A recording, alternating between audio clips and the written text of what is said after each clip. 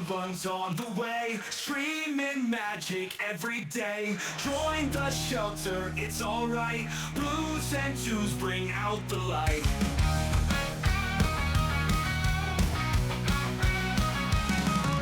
Raising funds for a good cause. Verbal energy, no pause. Scrub gaming is how we do. Making friends and chilling too. Starting soon, don't miss a thing. Charity's the song we sing. With the pack, we're never alone. K9 shelter feels like home.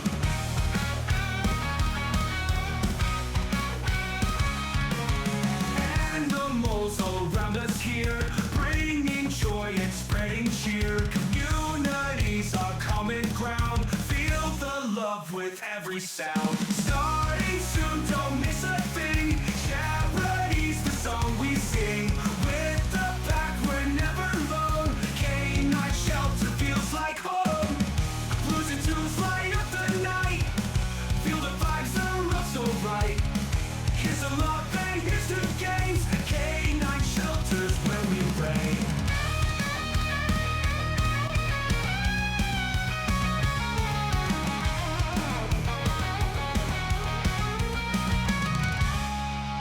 Raising funds for a good cause. Verbal energy, no pause. Scrub gaming is how we do. Making friends and chilling too. Starting soon, don't miss a thing. Charity's the song we sing. With the pack, we're never alone. K9 shelter feels like home. Animals all around us here, bringing joy and spreading cheer. Communities are common ground. Feel the love with every sound.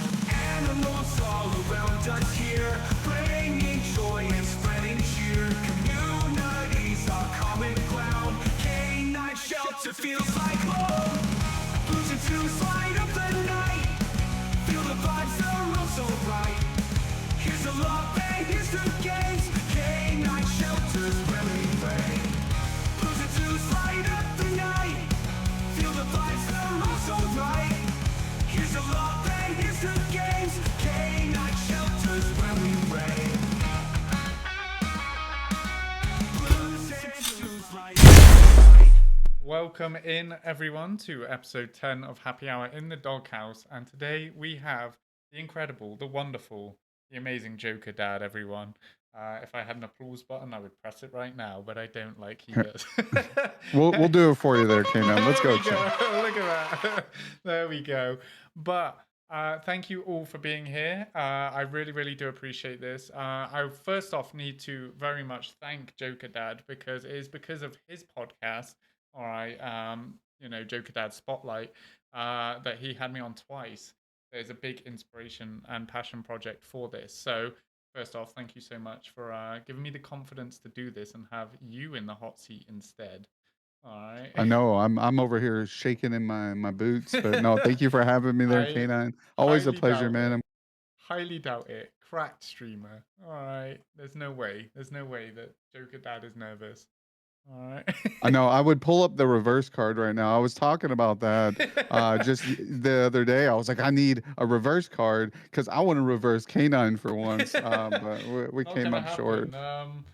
Just to say it's right here, but I know but you got a big one. It's all laminated and yeah, shiny. that's A only little that's only one of intimidating them. there, This is K9. the custom paddle someone made me. All right, it's like a wooden paddle that in Oh case Jack gets wow. a little bit naughty, but Yeah, a little bit. but all right. Well, first things first. A little salute to you. A little cheers. All right. I don't know, obviously, if you were able to have a beverage or not. So I just thought, but cheers, plus Scarlet Cheers. Nostrovia. Um, but first things first, could you give us a little introduction as to who you are and all that fun stuff while I get some shout outs? Yeah, go right ahead. I am Joker Dad 007.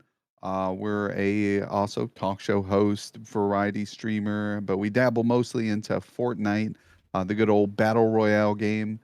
We run the Kingdom of Clowns community networking Discord server. So, really great community there, filled with hundreds of amazing streamers, including yourself. So, always a pleasure having you in the community, being a part of such a great group of people. I'm a father of four, loving husband to the wonderful Joker mom as well, 007 there. So big shout outs to Joker Mom for being a part of the community and tolerating my shenanigans for so long. Okay, okay. I mean, we've already covered some great topics there to bring up. So, um, first off, like, man, dad of four? That's insane. I can't even deal with one dog. I don't know how you do it. Especially I with know. streaming and life. Uh, but it also sounds like, you got Joker Mom there to support you each and every day with all of that. So, once again, another power couple of Twitch over here, as we call Let's Be Frank and Wifey. Definitely another power couple over here, managing to do it all and look so effortless as well. When there's probably like, the whole duck above the surface and the legs are paddling under the thing, but you guys make it look Oh so yeah. easy. So, how's Yeah, that it's been? definitely it can be, it has its ups and downs, it can be tough, especially when everybody has their mindset on how certain things should be executed or how certain things are, so that's always a big thing to kind of to dabble with to see what works best for each party involved. I know Frankie and Wifey, they do such an amazing job as well. Love being in their streams, hanging out with them, vibing, true passionate in the streaming environment. So I just have fun doing it. We have a blast meeting new people, making friends, having people join being part of the family. And that's one thing when it comes to streaming, we can't, I try to be there as often as I can. But like you said, with four kids and a wife and a job and juggling it all, sometimes we just have to drop the lurk or we can chat for half an hour, hang out, but I always try to leave the tab up for everybody who I can and who's available. And, it's always a fun time. So I can't really, I wouldn't want to be anywhere else than here on Twitch. I think this is a great community, a great platform, and I met some lovely, amazing people, you being included in that list. So thanks again for, Flattery doesn't giving me work the here. opportunity. Yeah, But I'm sure. Yeah. you know, again, I mean, man, like this is why I just love conversing with you because you have just so much to talk about, and stuff as well. And I don't think you could have put it better for the theme that you run here, right? Is that you are trying to juggle everything, literally the kingdom of clowns, and you're juggling everything over here. Yeah, exactly. um, That's what it is. and that's a really like key point I wanted to bring up, right? Is that like so the Kingdom of Clowns, Joker Dad, how did all that come about? What made you want to run with this theme? Well, I've always had a love for clowns and the Joker aspect. I always thought clowns were interesting. I grew up as a kid watching the Bozo show, where he would come on and he would host games. As a kid, and have children on as guests to participate in those games and try to win prizes. And one of my favorite of those games was throwing the ball into the buckets and see how far of the buckets you could get while throwing the ball into it. And I always wanted to come on the show. I was like, oh, I'd love to come on the show. I'd probably do the best I could. And I was really good at it. I would practice at home and throw the balls in the bucket. And I always liked horror films. I always liked comic books and characters. You always wanted to portray being something outside of your normal life. As a kid, I struggled with a lot of hardships. I grew up in the kind of the ghetto of where I had very low income, bullied a lot because of the area I was located in and the financial burden that I grew up in. So I always portrayed to be someone else, right? I always wished to be in a different world, universe, a different person than I was. So it kind of manifested when I first started streaming. At first I just had the camera and the game, right? And then it kind of just took over where I'm like, okay, well, well, how can I become one with this character that I'm trying to portray or become? And it's almost like in those movies you see, like life and stuff always. Let's give a round of applause Yeah, for let's Joker just Mom quickly chat. get a Let's round of go. applause for Joker Mum. Thank you so much for donating for Canines for Warriors. That's a big passion of mine. And we're going to get on some of the charity stuff a bit later. But Joker Mum, thank you so much for that. That's incredible. Awesome. Thanks, Joker Mom, for that, for the doggies, the doogies. But yeah, no, so it's we kind of stepped into it, we were like, okay, let's add some circus theme to the stream, let's liven it up a little bit. Let's add some fun stuff, a fun just chatting scene and things like that. And then next thing you know, we're adding the digital overlay for the face, and then we're adding props for the show. We're adding just these little things here and there to kind of like take over, and it was great. It made me more comfortable, made me passionate about the way we were operating the stream, trying to bring in new faces, and it's all at the end of the day. Obviously, I want to feel comfortable with the content creating that I'm creating, but it is for the audience. It is for the guests who come on to the show, who are a part of the community.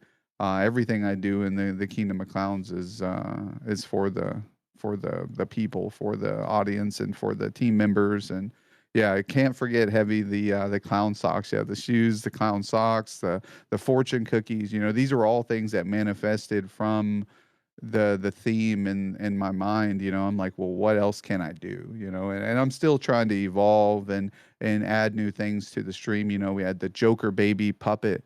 Like who's using ventriloquism and puppets. There's probably only a handful of us on Twitch that are going that far to entertain. And I think it's fun, because at the end of the day, when someone new shows up to the stream, I want them to feel welcome, but I want them to be shocked and awed and how are these things going to work? And and then I want to be an inspiration to others too. I want them to be the best version of themselves that they can be. And if that involves them sparking an idea to run their own show like yourself, this is great. This is amazing. There's an opportunity to be here and be a part of something that you're creating, and that's unique in itself. This is much bigger than me, what I create. That's why I tell people who join the team in the kingdom, who are a part of what we do there, that this is much bigger than me. I use the platform to help others. And when you ask like how it all created, I was a part of a lot of other Discord communities. I was a lot of part when I first started.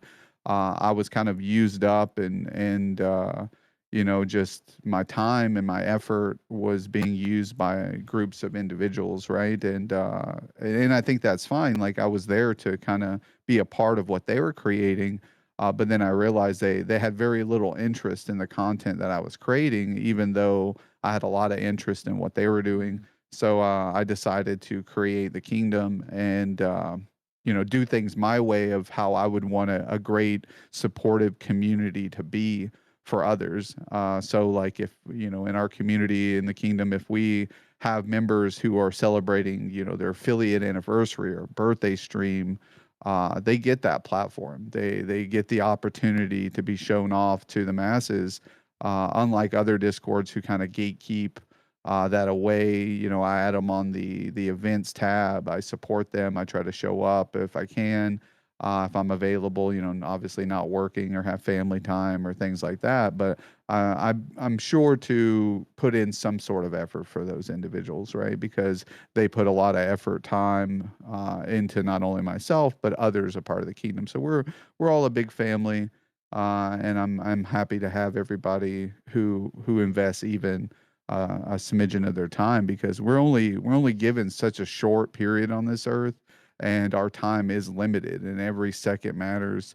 And for them to spend any minute or second with me or invest it into anybody in the community, that's very big. So thank you guys again for anybody who's here, part of K9's community. You guys are investing time and energy and effort in K9, and that goes a long way. So thank you guys for that, and as well as myself and Joker Mom in the Kingdom of Clowns. So let's go, chat. Definitely, definitely. I'll put some blues and twos on for that too. But Man, like I think this is another reason that like you forget that like so many stories are very similar and into like how we get here, right? Because the way you were talking about how, you know, your upbringing with things like bullying and stuff, like I learned that like I was not good looking, I was not athletic, I was none of these things. I had to be fucking funny, right? And you know, you have to take Yeah. those shots and sometimes those shots miss and you look like an absolute idiot.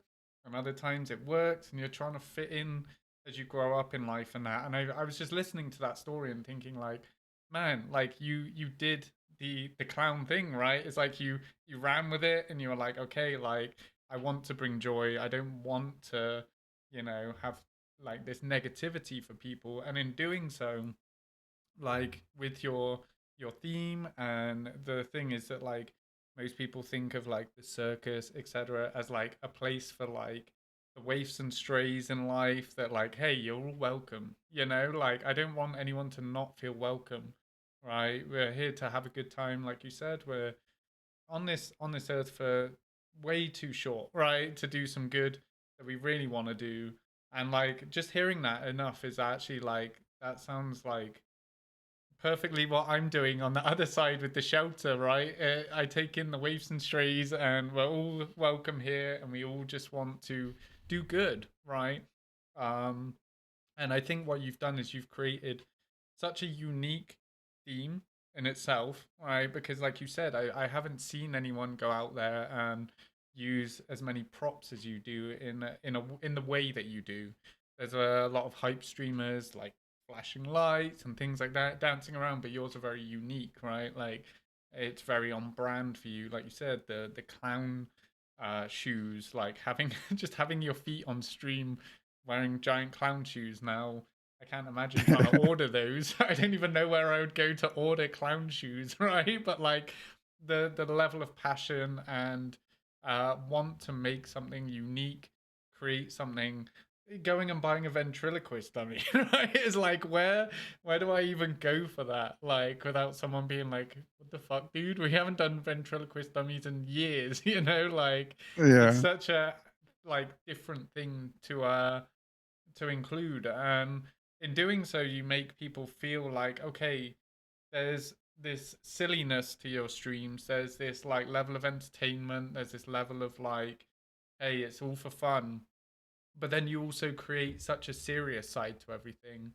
Underlying that, people know they can come to you guys for everything from tech help. You have your own support network for tech help in helping streamers grow and learn things like OBS, stream elements, and stuff. Also, things like mental health. Like you are a big person for mental health advocacy. You know, people come in and they might be having a bad day, and you're just there for them, which, you know, a lot of people don't have. They don't have a support network. And what you're doing is helping create a support network through yourself and the Kingdom of Clowns, right? Where people can go, hey, I had a similar issue. This is how I dealt with it. Or, and you never shut people down like that. There's a lot of streamers out there that as soon as someone comes in and is like, I'm having a bad day, you're like, honk, honk, honk over here. Look at the keys dangle. Like we're not talking about trauma. We're not, you know. And it's like it's hard because some people just need that little bit of reassurance, that someone to talk to, someone to, you know, feel welcomed by. And I think that's one of the big pluses to Twitch, when people can reach out like that. But people like yourself who are willing to help people wherever you can, on top of everything you've got going on, you know. And I think, like you said, that's almost like an extension of what you wanted to be when you were younger, you know. Is like, I was in a bit of a shitty situation. I don't want that for other people. I'm gonna try and make the world a better place, you know. So I think that's And really I think inspiring. that's Yeah, and I think that's how a lot of people are, and I think hardship is what manifests and molds us into the people we become. I think a lot of people who don't have that, who've grown up in luxury and have never been told no, or have never had the negativity affect them, they get into that lifestyle of being untouchable, or not really considerate of others around them and what they go through. And I've kind of seen it time and time again. They're like, well, if I can do it, everybody can do it. And that's not the case. I mean, I feel that there's possibility for achieving, what you do. But some of us, the decks of cards are stacked against us, and we need others to uplift us out of the hardships and the kind of scum that sucks us down into the sandstorm or something like that. We need others to get us out of the mess. That some people just can't do it themselves, and I think it's a good way for us to lean on each other to help each other out when we need it. And I think we can help, but others have to want it as well. The person going Mm, through the hardship, they need to want to get out of it and at least see the light. Because sometimes it's hard when you're just surrounded by darkness to see that gleam of light at the end. I've been there, and I think it's tough, and I get frustrated at times, right? Too, because I'm kind of, as you mentioned, when you're like, oh, Dangle, here's the lights over here, and yeah. I kind of get that way sometimes, where I'm like, okay, this person's just stuck in their negativity, they can't get out of it. I've tried, I can't get them out of it. What do we do? And then after a while you're like, okay, here's the sad song again, and but I still try to stay on the straight and narrow, and understand that, I try to look at it from everybody else's perspective, right? Because we see things a certain Hmm. way, not necessarily how that individual's seeing it or what they're going through. We can only portray it. We got a member of the family right now in the community who's been through it with us all, and their father's in ICU right now, and they're going through some hardship. And we reassured him that, hey, the family's here for you, the kingdom's here. If you need anything, reach out. So we'll see where it goes. Hopefully their father pulls through. If not, we'll be ready here on standby to kind of raise some funds, maybe purchase some flowers. If it leads to that, I'm hoping not, but and the person's family member, their father is going through the same thing my mom passed away with. So it holds very, very strong to my heart that we try to be there to be supportive of each other, and so I wouldn't turn anything back that we've accomplished so far in this journey, and the people I've met. So I'm thankful. I'm very blessed. And like, first off, I hope his or their father pulls through. Obviously, it's like one of the hardest things to deal with, family members, something so close to home, but also like you're right, right? It's like the simplest of acts, right? It may not, you may not be the doctor in the room trying to save their life, but you're saving that person from dealing with it alone, and even that can go a long way. Those simple raising funds and that, it's hard. It is really, really hard to ask other people to give up their hard-earned money, but I feel like there's so many people that just, have that in them to just go, hey, what's a couple of dollars right now, and yeah, as Amazon Artemis is saying, it's really well said. Just overall, like, that's what this should be about. You have an opportunity to reach masses of people and support each other, and I feel like everything that happens comes back around in some way, right? So this person is going to remember the people that were there for them, right? And then should anything happen, whether it's just that you need to talk or you need to, they're going to be there and be like, hey man, you really helped me out during my time. Like, and it shouldn't just be about give and take. There is definitely, I know yourself, Joker Dad, like you're a giver as well. Like, you would rather give and make sure that everything gives, and not wish to receive. But should that Most opportunity definitely. arise, like, those people remember that and go, "Hey, I really appreciate what you did for me and that you were there for me." And like you said, it's like a family dynamic, right? Um, a good family dynamic, should I say, where it's like, "Hey, I got you when you had me," and vice versa. And I think that's something really special that you can do with this platform. Um, some people abuse it, but what can we do? What can we Yeah. can just I try and be just good I just people. stay away from those people, like eventually their colors are shown, their intent on what they're doing here, like either in the community itself in the kingdom or just on the platform. And some of those people honestly are I still like like them as individuals. And it's Yeah. tough because like I don't agree with their method or how they're executing it. But like as content creators, I think some of them are really great content creators. But I can see that they're manipulating their community, they're Mm, manipulating the people around them, they're kind of pulling the wool over their eyes a little bit. But we just stay focused. We stay on the mindset of, what are we doing? What is the community doing? What's the next step?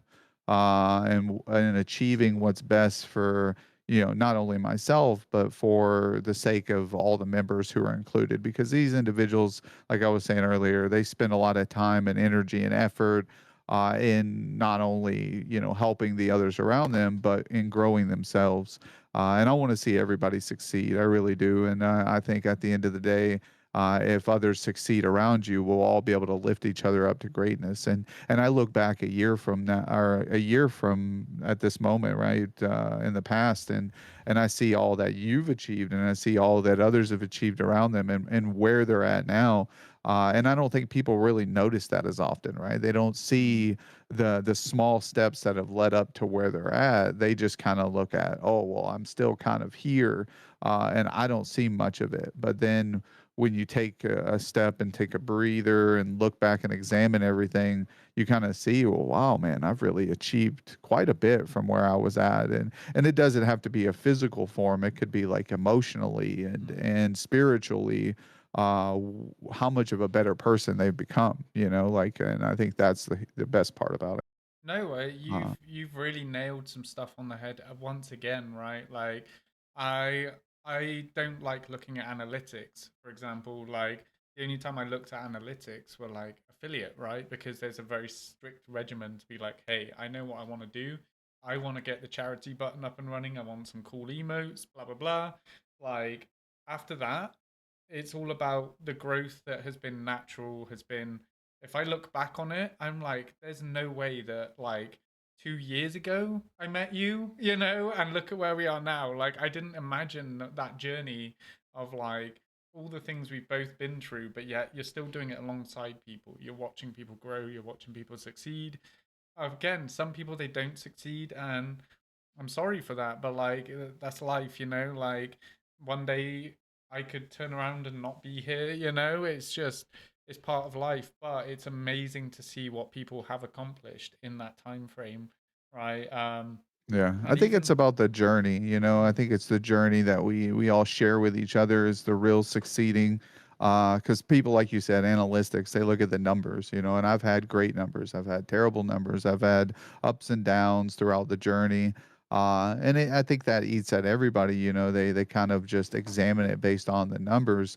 But then I looked back at like the people who were there then, and some of those people aren't here now, mm, which is fine because like they're going through their life steps. They've either had to move or they stopped streaming in general. So it's not like something that they're just not here because of me, right? They're not there because of life, and then I don't take it so personal because for a while, a lot of content creators they go, well, what am I doing wrong? yeah, And some things are just out of the control and out of the reach of themselves. It's not mm, about what you're doing wrong or right. It's just that the steps in life just aren't where they're at right now, and it's not has nothing to do with you. So all I recommend to people is just staying on course, mm, staying doing what they're doing, being consistent. I think that's the biggest key, and then having fun and having the passion and doing it. As long as you're having fun doing it, there's going to be others around you who enjoy having fun with you, and they'll be there. The real ones will show themselves, time and time again with coming back, or just even rooting for you in the corner, right? Like I said, I can't always be everywhere. I'd love to, and sometimes when I'm not there, Joker Mom's there representing the community. mm. And even if we're not there and say I hop in once every week or once every 2 weeks, just know that I'm still rooting you on, that I still am in your corner with the towel patting on your head when things Right, get yeah. tough. You're Hey, sweating yo, and you Rocky, can't you do it gotta no more. chase that chicken. You gotta Yeah, get yeah, back out exactly. there. Yeah. Because people get discouraged. They're like, well, this isn't working, or, because I think a lot of times, I've seen it time and time again with hitting affiliate, right? They come on this platform and they have all these high expectations and they hit affiliate and then they think, oh, I'm going to start getting all these subs and biddies and I'm going to be this big streamer. And it just doesn't come right away. It takes hardship and effort and years of putting in work to get even maybe you may not even still get there, and that's okay. But I think just these high expectations really crumble people's hopes and dreams when it doesn't deliver. And I think, knowing what you're getting yourself into in the beginning is what will sustain you in the long haul.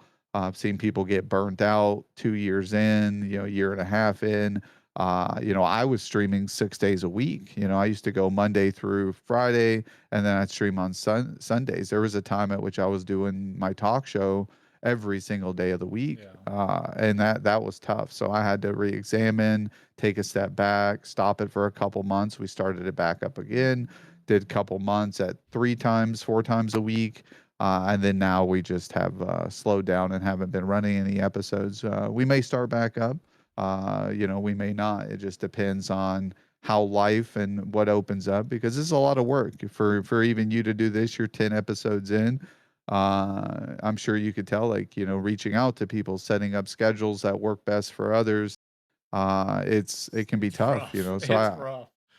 It really is. yeah, I just have those moments as well where even like if someone can't all of a sudden do it, that's it, like man, you got to try and adjust fire, you got to try and find someone else in time. Otherwise, it's like, all right, like I feel like I'm not being on schedule. But I was gonna say as well, like I think, again, just like similar mindsets, right? Is that like the way you were talking about how Twitch works for you and a lot of people, right? It's like I think at the end of the day, it's like running a ship, right? This is my little analogy for things. If you go out and you just buy that boat, you're probably not going to look after it. Whereas if you lovingly craft your ship, you're going to look after it, right? And then everything you're going to try and do is you're going to try and stay the course, right? So, hey, there's a storm coming. I know life is hitting you, or there's drama, or there's whatever. Like, stay the course, right? Like, the people that will jump ship either way, right? But there's going to be a couple of you that really stick through it and go, okay, like we made it through. And you can run a ship on a skeleton crew. That's all I'm saying is even if you drop from 1,000 followers back down to 50, like those are the people that really want to be there for you, and see you through that hardship. So like I again, I don't think of it as numbers like that. Like it's friends, it's people that are here for each other. And like you said, sometimes you can't be where you want to be all the time. And that's the suckiest part is like if I could run like 6 PCs and like slide across my desk and have like 9 tabs up and yeah, just be like making sure that people feel that love and support, I would. But the difference is that I'm hoping everyone in here, as well as everyone from your side, realizes like, hey, right, like I haven't seen K9 in a while, I haven't seen Joker Dad in a while. I hope they're okay, but when they come in, it's like, nothing's changed, because at the end of the day, it's rough. Like, especially the more people you get to know, or you're trying to include people a bit more, so they're newer, so you got to spend a little bit more time with them to make sure they feel completely welcome, etc. Like it's rough. It is rough to try and be everywhere. And then on top of that, like I said, just life. You're a dad of four. All right, you've got work to do. You've got your own issues. Like I don't even know how you do it. Like it blows my mind. I'm here like sulking half the time because I'm like, oh, I got off work at like, I don't know, 6, and then I'm just like, oh, I can't be bothered. I'm tired. Like I don't have yeah. anything else going But on. you work hard. I mean, I'm lucky enough. I'm blessed to only work part time, so I have a little bit more time. But that time still we do homeschooling. So getting one of the kids up for her meetings, making sure she's operating things while juggling the stream. So there's times at which you guys will see me step away from the computer for 5 minutes, Mm. and throwing up some clips while I get that going and making sure she's operating there, and and then I'm setting up events and organizing, and then while trying to, like you said, tab up people, showing that hey, I'm here for support.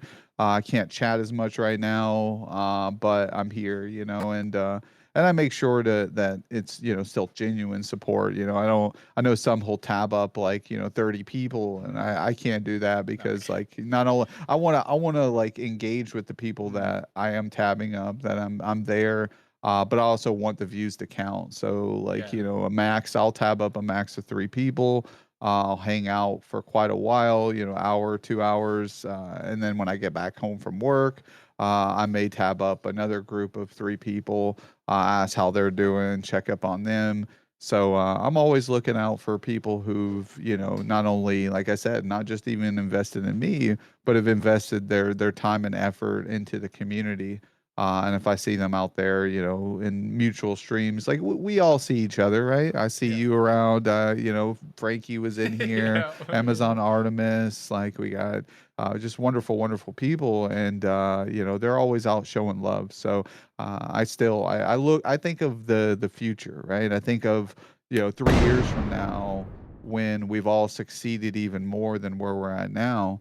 Um, you know, we'll be there for each other, Yeah. and as long as people's personal differences and opinions and what they truly think get in the way, that's the only thing that's going to stop us from succeeding is ourselves and each other. So I say just continue to be supportive, even if you're not getting the direct, because I think jealousy gets involved a lot of the Yeah. time. I've seen it time and time again. They spend the energy, the effort, and they're not seeing the results that they Mm. expect, and they go, well, why has Joker Dad got people talking in his chat and I can't get people to come in? Don't hate on Joker Dad, right? Or Yeah. don't hate on K9. Hate the Go game, out not the player, right? yeah, exactly. You Yeah. you you have to like harness something that's unique and genuine to yourself. Mm. Take what we do, for example, and try to make something genuine to the content you're creating. And if it's not working, that's okay. It doesn't mean that it's not successful. It just means that it's just not pulling in what you'd hope for at this present moment. Still keep at it. Yeah. Add something small here and there to the stream, maybe work on communicating with your chat when they come in, maybe make content outside of Twitch, short form content. Maybe spend a little bit more time networking. We've got a lot of people who I see who stream every day for 8 hours a day, but I never see them in any other chats. I never see them meeting new people. And Twitch's discoverability is just not good. You're not going to sit there and stream for 8 to 10 hours and And make the have front hundreds of page people and stop in. Yeah, yeah. exactly. And the only reason I get new people who follow and just stop into the stream is because I show up on recommended. And the reason I'm on recommended is because each other, say someone follows you, K9, right, and Mm-hmm. they're a part of your community, and they go into Fortnite and they look at Fortnite streamers. I may pop up on recommended because you follow me Yeah. and they follow you, so it's a tier system that then, because you follow me and maybe they follow Frankie too, right, they follow both of you, you both follow me, so it's going to put me at the top of the tier list, same as Mm. Artemis. So the more we build community up together, the more the viewers who watch us will then bounce and trickle to each other. So that's Yeah. why I always like the spotlight, because it was cross pollination to where all these people met each other. Yeah. I met you and Heavy and a lot from Clutch, and then others from Clutch have met me, and then others from your community I've met through you. So it's a really cool thing, and not everybody's gonna vibe with the clown theme, right? Yeah. That's one big thing. I try to raid new streamers often, right? And I go into the stream and I'm like, hey, you like clowns or circuses? Yeah, And they're like like, clowns. yeah, you like clowns? They're like, no, not really. And I'm like, oh, Well, okay. I'm And I'm here like, how now. about joke? Kick Yeah, I'm down the here door, now. welcome in. Like Yeah, the surprise. little and everyone's Yeah. like, and they're like, oh my god, it's my nightmare. Yeah, it's my nightmare. But you You like like clowns, clown? bozo. Yeah. But no, Uh, I completely get you, and like the way that you're describing it is a great way for people to realize. So, like for example, I'm very thankful for people like Heavy Hustle, Dr. Dive, Clutch World, etc., because they taught me the way of like networking truly. But it wasn't networking like clinically, it was networking through friendships, right? Like I would see someone in a chat, I'd get friendly with them, and then I'd go in their stream. They'd be very welcoming. They help me out. They come in my stream. And like you said, once you start building this like group of friends, other friends can see that, and go like, oh, wait, I recognize that name because they came up on my recommended through the algorithm, but I've also seen them in chat. There's a level of like, oh, I already kind of know them through. Imagine like the Doghouse right now. You're in a bar. You're like, I've seen that face before, type thing. Like, oh, I'll go check out. I'll go talk to him or whatever. And that's like one of the biggest things. In a way, I like as well. I like my analogies. It's like a house party, right? There's a bunch of rooms, and you're gonna wander from room to room, right? And you're gonna talk to people, and then some people are gonna either enjoy it or not, and you're gonna see other people in that same room like you said, right? Like I could go in, say, Heavy Hustles chat, and then I'll see Let's Be Frank already in there. So I'm gonna strike up conversation, be like, "Yeah, what's up, Frank?" And he's already like, "Oh my god, I've seen you in 3 other rooms already." But you don't like Yeah. relay that and be like, "Fuck off!" Like, leave me alone. You're like, no, you're there to support other people, right? Not like that though, Heavy. All right, but like, it's one of those Daddy, things that chill. Daddy chill.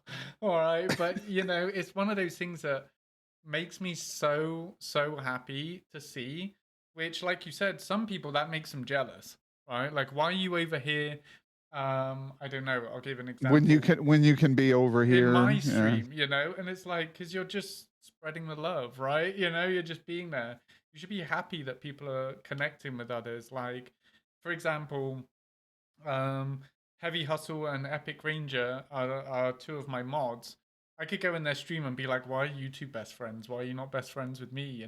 It's like so petty. It's so, Yeah, but yeah, like, Heavy Hustle. Why yeah, aren't why is you that, right? Like, why but aren't you like, an epic mods for me? Jeez, guys. right? But or it's But no, like, but Heavy's a lovely mod when he can mod. And that's the thing is like we can't expect everybody to be everywhere, right? yeah, Or even like who it's a little hard to like think that I wouldn't want Heavy or Epic or any of these other great people to be out showing love to other people, right? Like no, that's very naive and yeah, selfish of a person to think that. And but some people do because they're trying to build their community mm, up, and as little as the community may be starting off, they if everybody's not there and they're out showing all the love, well, who's there to help build that community? So I yeah, get it, it's tough, but it's the job and the role of the streamer to yeah, put in the effort to continue to push through. The people who want to be there and invest the time and energy, they'll be there if they feel more comfortable and more valued and more just welcomed somewhere else. That's fine too, yeah, like I think I want the person to be happy. I've always said mm-hmm, it even in the relationship. Like, the day that Joker mom's not happy with me, I don't want her to be here. If I don't make her happy and I don't make her want to be in the home and be a part of our family, right? Or even my kids, they get older. My kids are older now. If they want to reach out into the world and find their own happiness and family and life, right? I'm not going to hold them back. I'm like, hey, mm.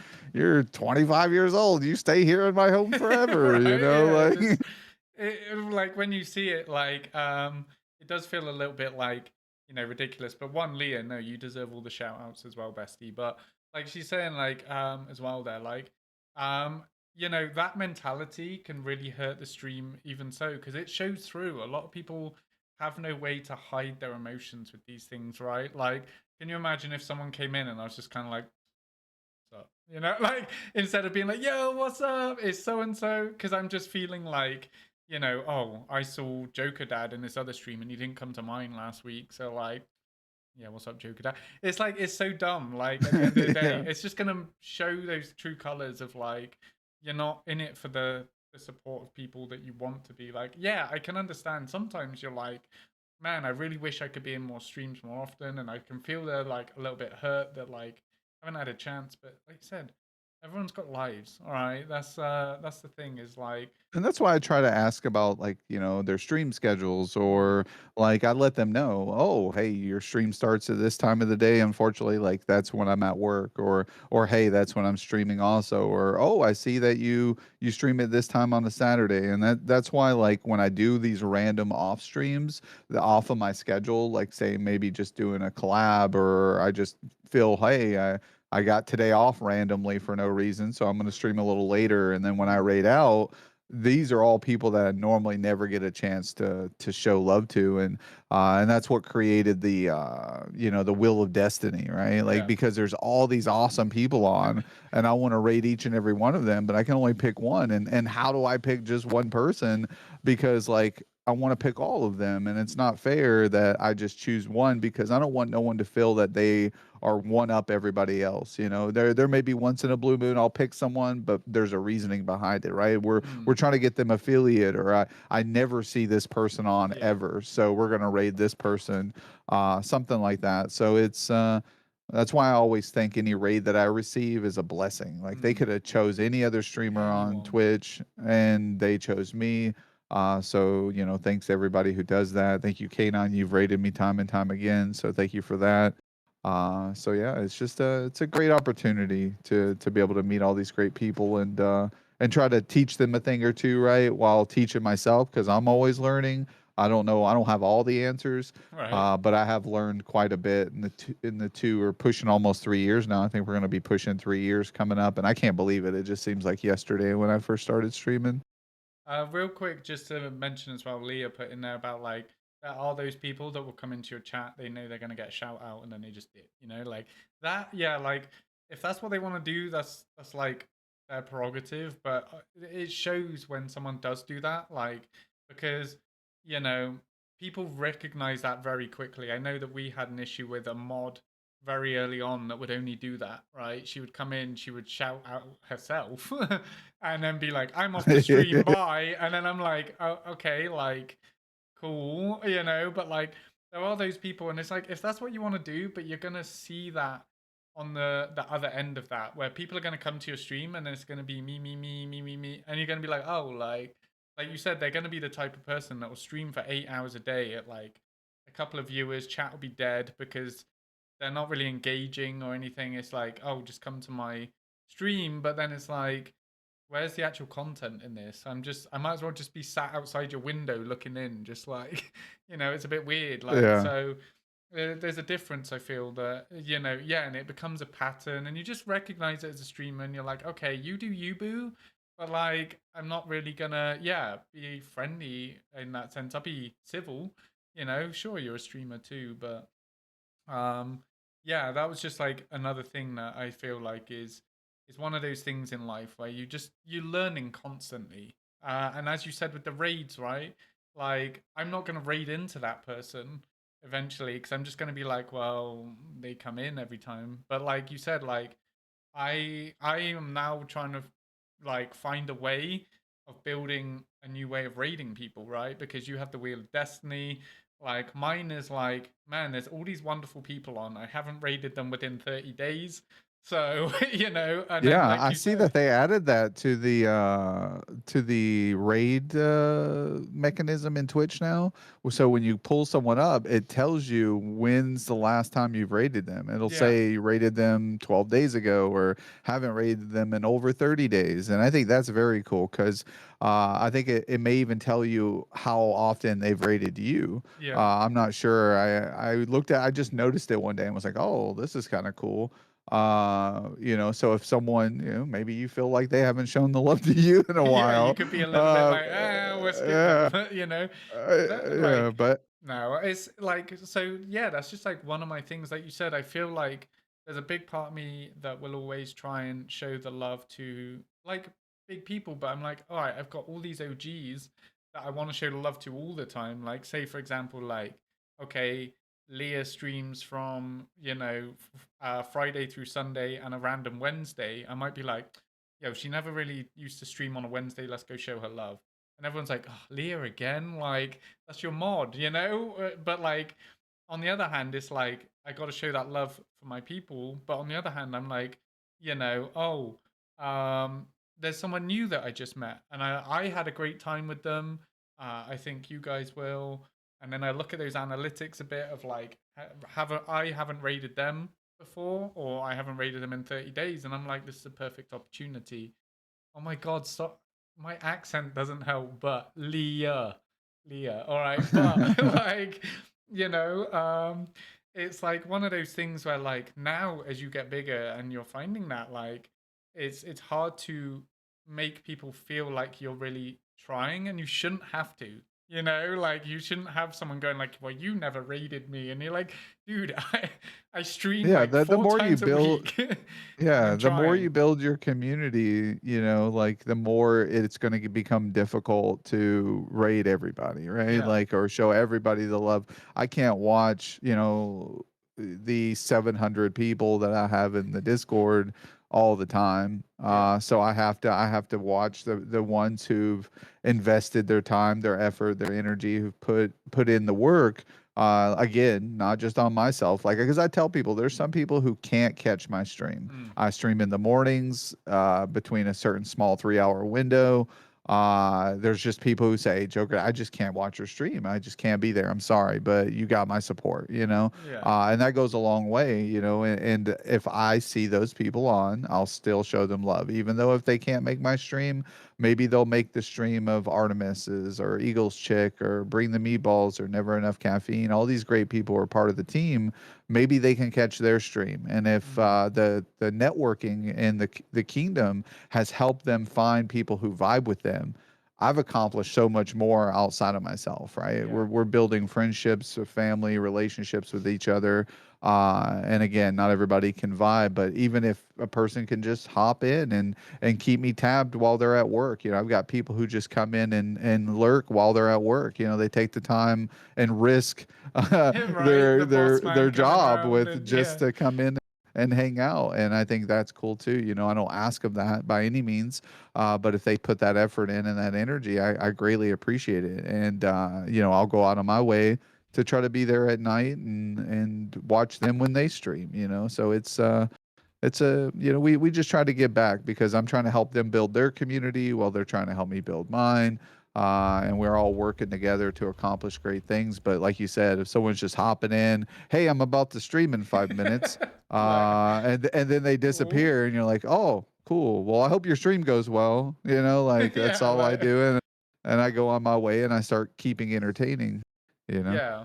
No, I completely get that. And again, I'm super thankful as well for everyone that like understands like I don't know, I stream sporadically at the moment. Like life has been hitting hard and then they're like you'll get people in and on top of that like it's people from all around the world as well. Like that's one of the things that I love about this is that like I feel really bad because I can't catch a lot of my Australian friends, right? Because 16 hours Yeah. ahead, right? But like when I do catch them, there's never any like, where the fuck have you been, K9? The fuck? Like, no, it's like we understand we're on different time zones, we're on different like schedules, right? Yeah, we've Things like got that. South Africa, New Zealand, we've got UK, right? Australian, like you mentioned.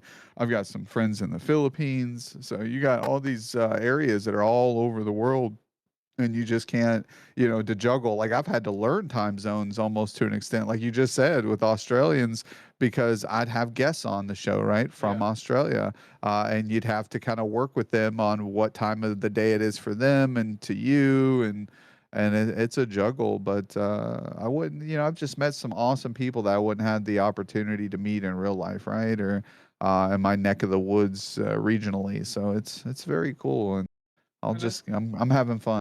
I know I've touched on it before with someone else, but I think that is just another joy of things like Twitch. Like I learned this when I was around like 20, which oh my god, feels like a lifetime ago.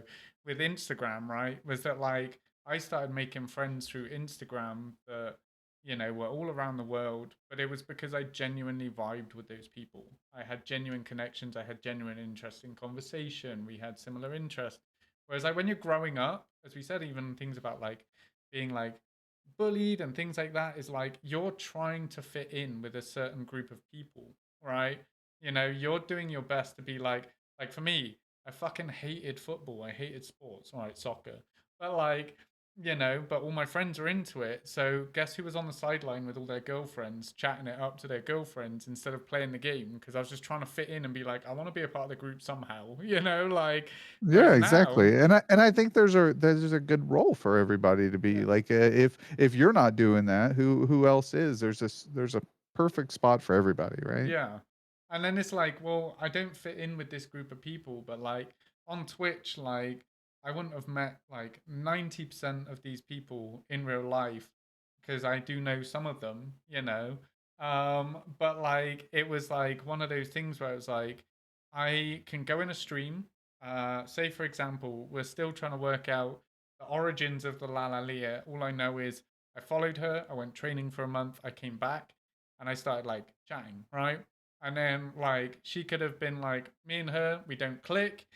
That's it. Tab out, whatever. We didn't have to engage again. Or she's now like one of my besties, right? Nicole, Heavy, like they're all like people that like I take a bullet for.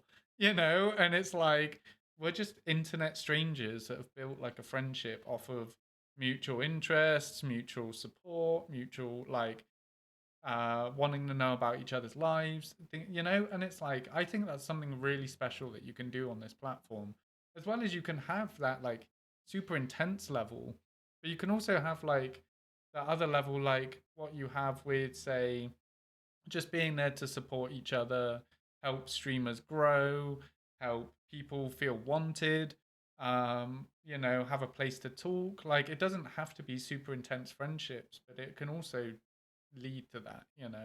I think That's what I was just gonna say. Yeah, I mean, you'd be surprised how like just starting off little things such as that can grow into something a lot bigger, right? Next thing you know, you're asking them how their lives are, their family's going. You care about their family's birthdays and the what they're going through for their new jobs, right? Like they're moving to a new area.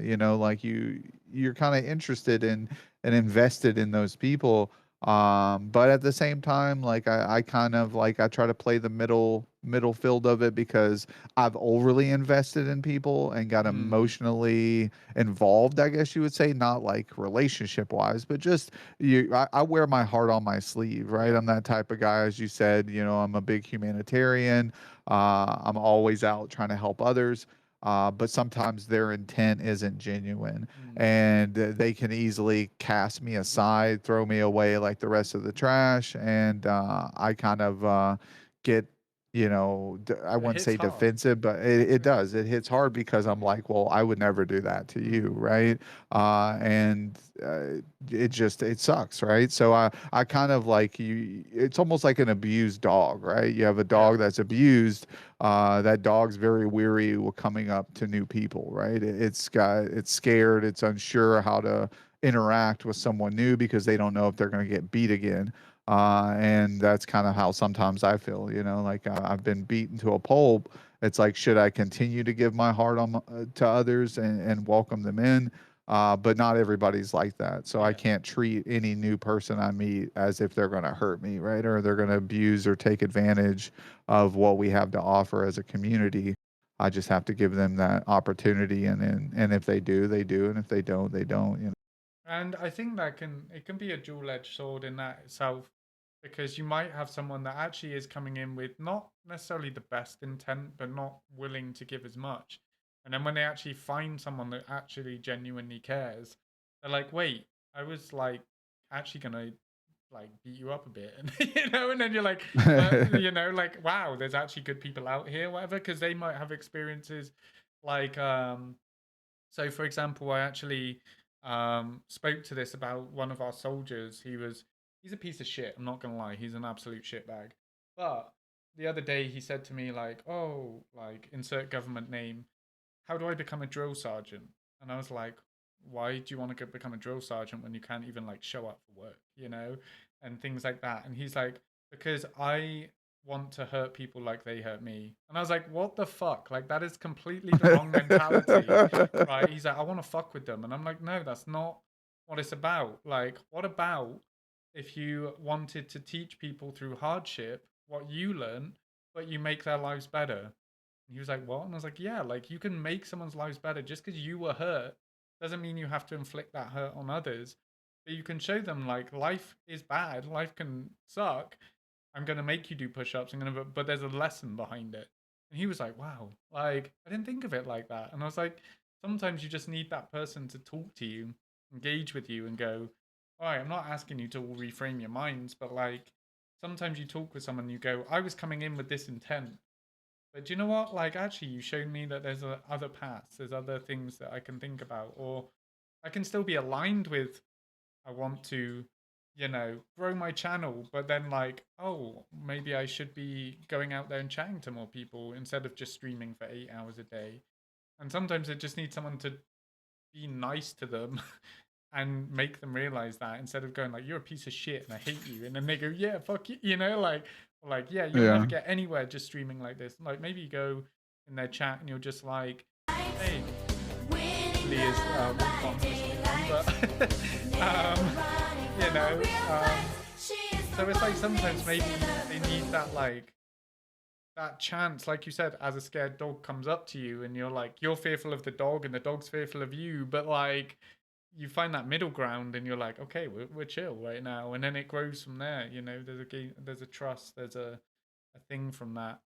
And I think like again, you're a perfect candidate for that because like everything I've seen from your channel and the way you interact in discords in we've had some off stream conversations as well, either after the podcast or like man, this is how crazy life's been. Like 2 years ago before my deployment, like we'd be like in VCs and stuff, and it's all genuine. That's the difference. Is like if you're genuine about your intentions and how you are, like the right people will gravitate towards you. If people don't like it because they don't like clowns, that kind of sucks. But on the other hand, you're still a person. Yeah. Yeah, Like it's a double-edged sword, yeah, like, that's where, we've got some people who enjoy the theme and then others who are not so much, and I think that's, it's just what it is, and we'll find new ways to entertain. We've got people who didn't like clowns who all of a sudden started, enjoying the vibe and yeah, and kind of opened up and got rid of their fear of clowns because obviously you got those scary movies and they're kind of creepy. Like I even some of the old like dolls and yeah, figures, those can kind of be a little creepy, especially like 50s through the 70s, those kind of creations. yeah. But But at the end of the day, as long as they realize you're just a guy, like, and if you have exactly. feelings, you have the intelligence to talk about things, like express like genuine, empathy and sympathy for people. Like, this is just an extension of who you are on Twitch, right? But like at the end of the day, like, yeah, I see it where people can come to you for anything. And that's one thing I love. And then on top of that, like you kind of touched on it with things like charity and stuff. Obviously, we've had these conversations before on your podcast, but like you're also a big humanitarian, right? And like so, I'm really really proud of everything you've done charity wise. Like you currently have something running for the Semicolon Project, if I'm correct in saying that name right. Yep. Um, but like these types of things, right, are like such small additions that make such a big difference and show people that like, hey, I'm here for a genuine cause and I want to listen and I want to show you that it's important. So like, how's all that going? It's going pretty good. We do usually a charity a month in the community where it's a week long charity. So it gives everybody an opportunity to participate if they want. Obviously, we don't require any type of involvement in these charities. It's kind of like, hey guys, this is what we're doing as a community this month. I try to listen into the team on like which charity we should do. We've ran probably a dozen charities now over the course of the last year and a half. Some months we may take a month off, especially if like everybody's busy, or maybe I'm pretty busy with other things, or health issues are going. I know I was sick last month. We didn't do a charity because I was recovering from it, and the week that we were going to do the charity was the week that I was sick, so we kind of like postponed it until this month. But we try to at least have some sort of week long charity event followed by a charity capitalization day, to where like we showcase the charity but involve multiple members of the community or whoever wants to be involved that day. But say like One we second, I'm gonna do. just. Someone's at my Oh yeah, door. go ahead. I'll be right back, but All right, please feel sounds free good. I'll be to here. carry on chatting to chat. Sounds good, sir. Thank you very much. Yo, welcome in, Ballerina Lynn. Thank you for the follow for the wonderful K911. K9 gave a good shout out to Clutch World there. Let's go, Clutch. Is it Nicole? Nicole, nice to meet you. Thanks for being here to hype up K9 and my.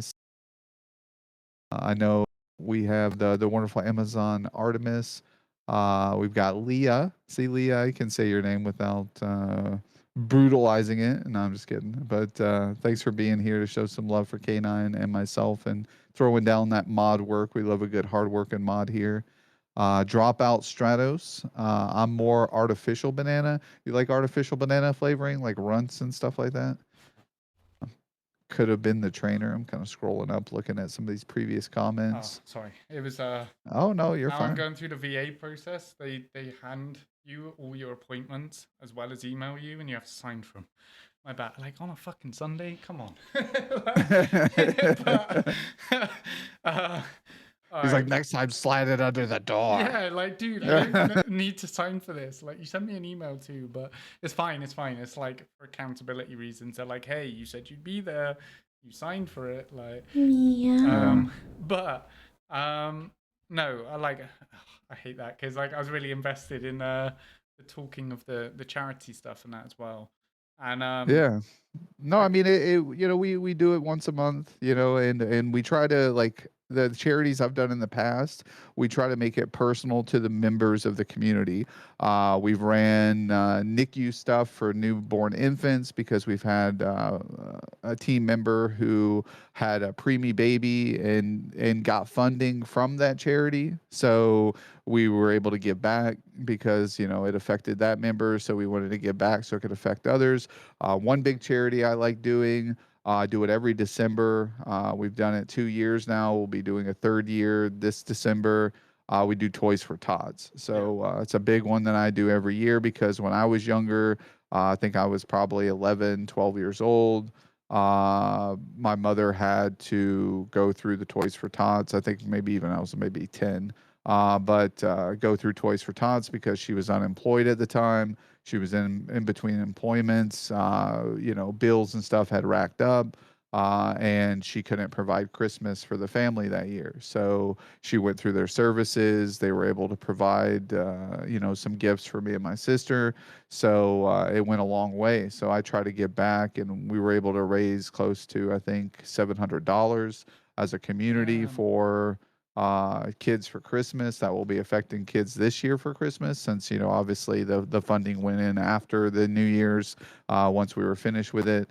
But it just shows that we have a way of giving back, and each member, or even people who aren't part of the team, through $5 or $10, right? Some may have thrown a little bit more because they had it. So a big shout out to all those who were able to do that. It goes a long way, and I tell people, don't let it go above what you can afford, right? I don't want definitely. you to like go without food to help Yeah, some kid for definitely. Christmas. But Otherwise, if you you're got a asking the couple bucks. charity for that money. I get Yeah, it. Like, exactly. Yeah. So it's tough, but we've done that. We've done a few others for like American Heart Foundation. We've done ones for epilepsy, for Tourette's, because Eagles Check, she suffers from epilepsy. Zahabi obviously has Tourette's, so we've raised money for those type of charities. We did or what was it, Rainforest Foundation charity recently, where we raised money for keeping sustainability in the rainforest. I think we raised close to $300 for that. So it goes a long way. So I think we've raised over $2,000 for all the charities that we've done. So as long as we just keep doing at it, you know, Lajaro actually being one of those great donators of the charities as well. All these people here in chat have donated one way or another to the charities, including myself. So we all try to give back when we can, and you know, keep going. And I think it's a good way because I wanted the community to be based on giving and not Yeah. receiving. As you said, a lot of people have that mindset of like, what can I get out of this? And I think that's okay. Like, obviously, you're a person, and you You have want needs, something you have, back. yeah. Yeah, yeah, you want something back from your investment. And I think that's friendship. That's family. That's the ability to have someone backing you up when they can. Um, and this way, you know, if you feel like you've received that, or maybe you just feel like well, you want to contribute to something bigger than yourself, that's a good way to do it, is being charitable. So Yeah, and I like you said as well, like with everyone here, I always say, like it's not a requirement to be here, like, oh, you have to give to charity. Like if it's just there because if people want to do it, they want to do it. And like you said, there's some people that these things affect and you don't realize. For example, like you may get someone in that like is like, wow, you're actually raising money for a charity that I have looked into or I have been a part of, which I think is a really unique thing to you as getting into these charity things is that you're reaching out to the community and being like, who do we raise money for? Who's, you know, been affected by this or that.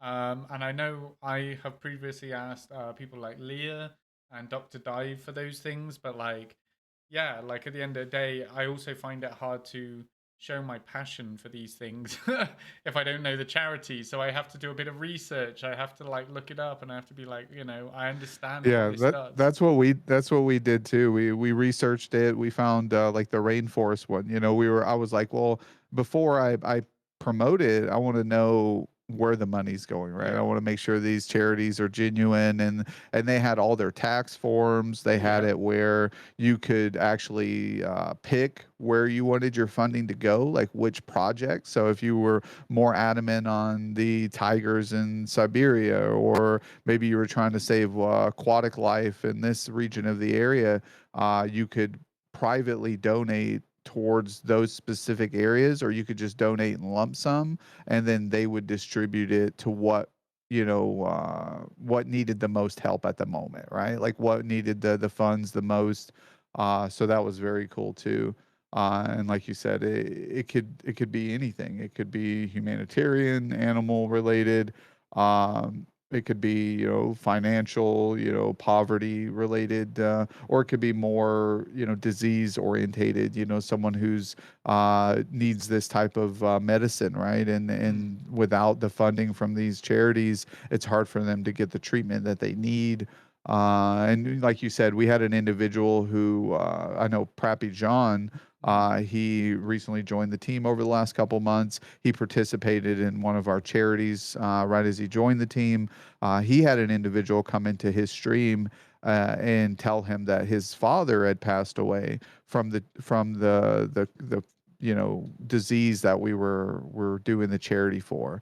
And he thanked him for fundraising money, and they were talking about how if maybe his father had gotten the treatment or received some of the financial aid that like we were fundraising, that he might still been around. Yeah. And that went a long way. That built a relationship with that individual and showed that they were appreciative of the gesture of the charity and things like that. And I think that's really where it matters the most, is when these charities can actually positively affect people who we may not see in our Yeah. streams or may not see on a daily basis. And like that's a big part for me is that like I know like you said like some people recognition is nice in its own way. Like I don't go out seeking it though. I don't want to raise money and then a charity be like, oh, you're the best thing that's ever happened. No, I don't want that shit. Like we're doing it Yeah, for a good exactly. cause, right? But like I know that for example recently we had the I Got Your Six Foundation. It was Queenie Valkyrie's idea to raise money for them. I did a charity stream with her, and then I started raising money on the side because I couldn't. get my stream up in time. And they reached out to us and they were just like, dude, why did you choose us? You know, like, it's like, well, one, it was a recommendation, but two, you're a small charity. She's a veteran, I'm active duty. So it's like, it makes sense to us. It's something we can be passionate about. Next thing, we're getting t-shirts, we're getting challenge coins, we're getting, and now like, so in the end, I was like, no, you can't give me stuff. I have to give you stuff. So then we sent a bunch of Yeah. merch their way, like K9 and Greeny Valkyrie merch and stuff. Like, because it was like, no, you're a charity. Stop giving to us. It's dope. I still got all the coins and everything, but I'm like, you know, at the end of the day, it's like, we're doing this because you don't know who it's going to affect, you know, and like, I think that's a power in itself, you know, is that like, there's some good out there in the world that's going to, you know, like it's not like that one person always coming in your stream and being like, thank you for just giving me money to pay for my medicine, whatever. Like if I could do that, I would. But you know, also there's someone out there that is appreciative of that charity raising that money. You know, and again, thank you, Nicole, for doing the mod duties whilst you were here. Um, but No, thank you, Nicole. um, you know, yeah, I think it's really, really important to just, you know, like have the option for people to help out, you know.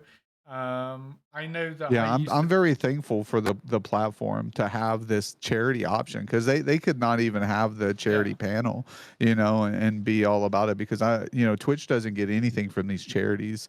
They don't take a percentage of any of the charity money, which is nice because they could say, well, we're going to take 10%, 20% of the charity stuff, so but fucked up when people do that, like, you know, yeah, it's exactly. Yeah. insane. Or like big corporations, I'm not saying anyone, the McDonald's, where they you know, they take Yeah. a big tax break from all the charity work. But anyway, that's another subject. But like, you know, um yeah, I Yeah, think if I they think don't get it's enough tax breaks as it is, right? right.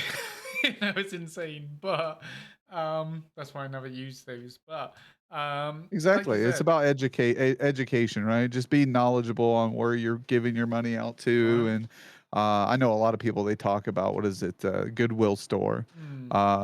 That stuff is all donated to them. They price it up very high. They pay their employees very minimum, and it's just not a very not good place to go. But sometimes that may be the only place that you can afford. I had friends who had hardships. Like I told you, I grew up in a very low income area, and I had these two teenage friends who were twins, and they had gotten into a house fire, and they had very severe degree burns, and they lost their home. And then they relocated and lived a couple doors down from me. And I remember they were getting picked on because Christmas time and their clothes and their toys had to be bought from Goodwill because their family had just bought, and then they went to school and they were picked on because of that. And it's like, yo, man, these people just went through a hardship. They've got permanent scars. They had to have skin grafts because of a house fire, and they just relocated. I got a new home, and then now they're being bullied not only on their looks, but the type of clothing or the toys that they have and things like that. So it was very eye opening as a kid. It molded me. I wouldn't say Yeah, manipulated me, but definitely. molded me into the type of person I became because I was like, I don't want nobody to feel this way. I don't want nobody to be treated like this.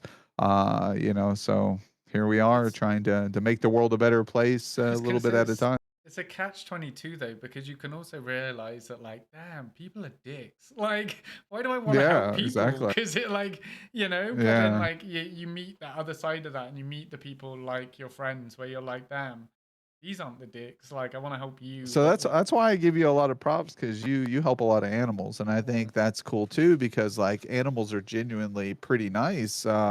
Even wild animals are usually they're just trying to sustain themselves. They're just trying to protect their families. They're trying to get the food they need. Their necessities of sustaining life. And usually, if an animal fucking bites you or it attacks you, it's it's because of a reasoning yeah, that's behind it. Like you're probably fucking with it. yeah. Leave it Well, alone. Like. that's like so for example, like my corgi used to be a little fucking asshole, right? And like I would go into work and my hands would be torn up, and I'm someone that's very stubborn, which I'm suffering for now because I would just put tissue paper and fucking electrical tape on it and be like, all right, I'm good to go. Let's get to work, do this grind. And then I would get told off all the time, like, why the fuck are your hands like messed up again? And I'm like, well, to be fair, my corgi was being protective of my ex-wife, and like he bit me because it was dark, and I hugged her and I stood on her toe, and she yelped, and you know, and I'm like, I understand that. Like everyone else is like, fucking put the dog down. I'm like, no, like he was doing his job. It's not his fault. Like you know, like that was my fault. So I've got bit on the face. I've got scars across my nose and my face because I was a kid and my dog was like cowering away in the corner, and I went in after her to try and get her, and then she just went for me, and I was like, dude, that was my fault. Like, you know, like I should have just left her Yeah, be, you and know? that's sad when like I've been in a similar incident with a family member when they were younger, where everybody's first response is putting the dog down. Yeah, Like for some reason the animal has less of a say in this because it's an animal and it's not equivalent to a human being's life. So a human being has a higher standard of living than an animal, and to me almost they're almost as equal, like yeah, or you know, because why would you, because we're more intelligent, because we're human beings and we trump our species over every other species on the planet? No, that's stupid, that's naive, that's making yourself have an automatic superiority over everything else, that you're better than any other living creature on the planet. And if right, anything, that mindset makes you less of an intelligent creature and you should be put down. right. That's You know, some would say like, but I mean, I'm not going to agree, but I'm going to agree, you know, like in a way, because like, how come we as humans get that opportunity to speak for ourselves? We have right to a fair trial.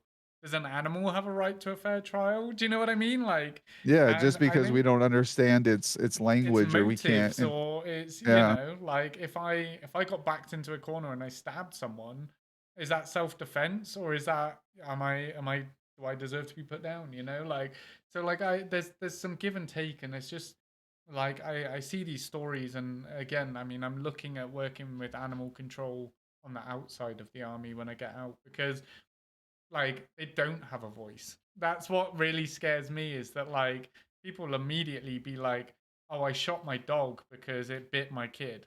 Like, well, what was your kid doing? Oh, he was stabbing it with a stick. Yeah, no shit, the dog's gonna bite your kid. Like it is, you Yeah, know, like exactly. it's like, yeah, but he's dangerous. Like he's not. Like his training, it's things like that. So like again, there's a whole debate to be had about whether, Very you know, situational, right? yeah, It's exactly. very Like, depending upon the situation. And some people just look at it as a clear cut wrong and right. And sometimes it's not that easy and not that simple. You know, the story I was speaking of was it was a little kid, a friend of my or it was a friend of mine's daughter, or no, sister. So it mm, was his younger sister.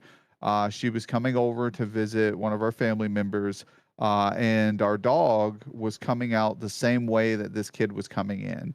It was a very enclosed room, very tight squeeze, and I was in that room right next to it. I saw it all happen. I was one of the ones trying to get by and get out as well. mm. The dog came in, and you could feel the energy shift in the room.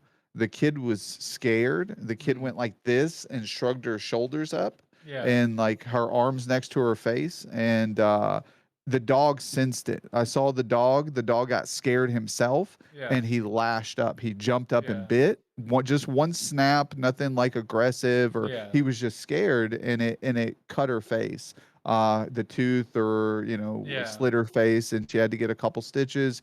But the family, who obviously wasn't there, they're defensive because it's their daughter, right? mm, Their mindset was put the dog down, right? yeah, And I had to be defensive for the dog and say, hey, look, like it was situational. This yeah, dog never, and the dog lived until maybe 5 years ago. So it lived its whole life. Maybe actually it's probably been longer now, about 10 years ago, but lived its whole life, never attacked anybody ever again. But that dog would have never got that opportunity to live its full life and have love if we would have put that dog down. yeah, So, and then that daughter living her life, maybe she's more knowledgeable now, not to put herself in a yeah. position to where a dog may bite her, you know, and it was probably us more as like, because I almost want to blame us for like the dog being in that situation at the time, but it was really like, I don't think anything could have changed. I don't think we could have Sometimes done things anything happen, you differently. know. Yeah, It's Yeah, it's because like we were bringing the dog out, but then she walked in at the same time. It was like nothing could have controlled either outcome, yeah, right? We would have not known she was coming in. She didn't know the dog was coming out, so it was just that, you know, destiny almost. Like it was like yeah. there was nothing that could have been avoided, if only things would have been different by seconds or minutes previous. And then so And unfortunately we had to just deal with it. But and yeah. also, like it touches again on things like mental health and the way things are shaped, right? Because like I can look at it like those types of experiences, they happen in life, right? Now, you could either go ahead and be like, okay, I am traumatized for the rest of my life. I don't like dogs. I am scared of them. Or you can educate yourself, right? And be like, okay, why did this happen? Maybe even do therapy or like working with animals. And that's one thing that I love about having Huey is I get so many people that are scared of dogs, right? And I'm like, okay, like I can guarantee you, like at most, he's like put his mouth around me to play, but he knows bite control. Like I know this animal. If you want to come and interact with him, you're more than welcome to. And then they'll like skittishly like come and pet him, and then they're like, oh wait, like he's a good dog, like, and just because he's like to them big and scary, he looks like a coyote at that point. Like all of a sudden, like slowly over time, people gain trust and they realize like, okay, like this event happened in my life where I was chased by a dog. Like I can tell you, as someone that dogs are my life, I was shit scared of dogs when I was younger. Like, because my cousins had Irish wolfhounds.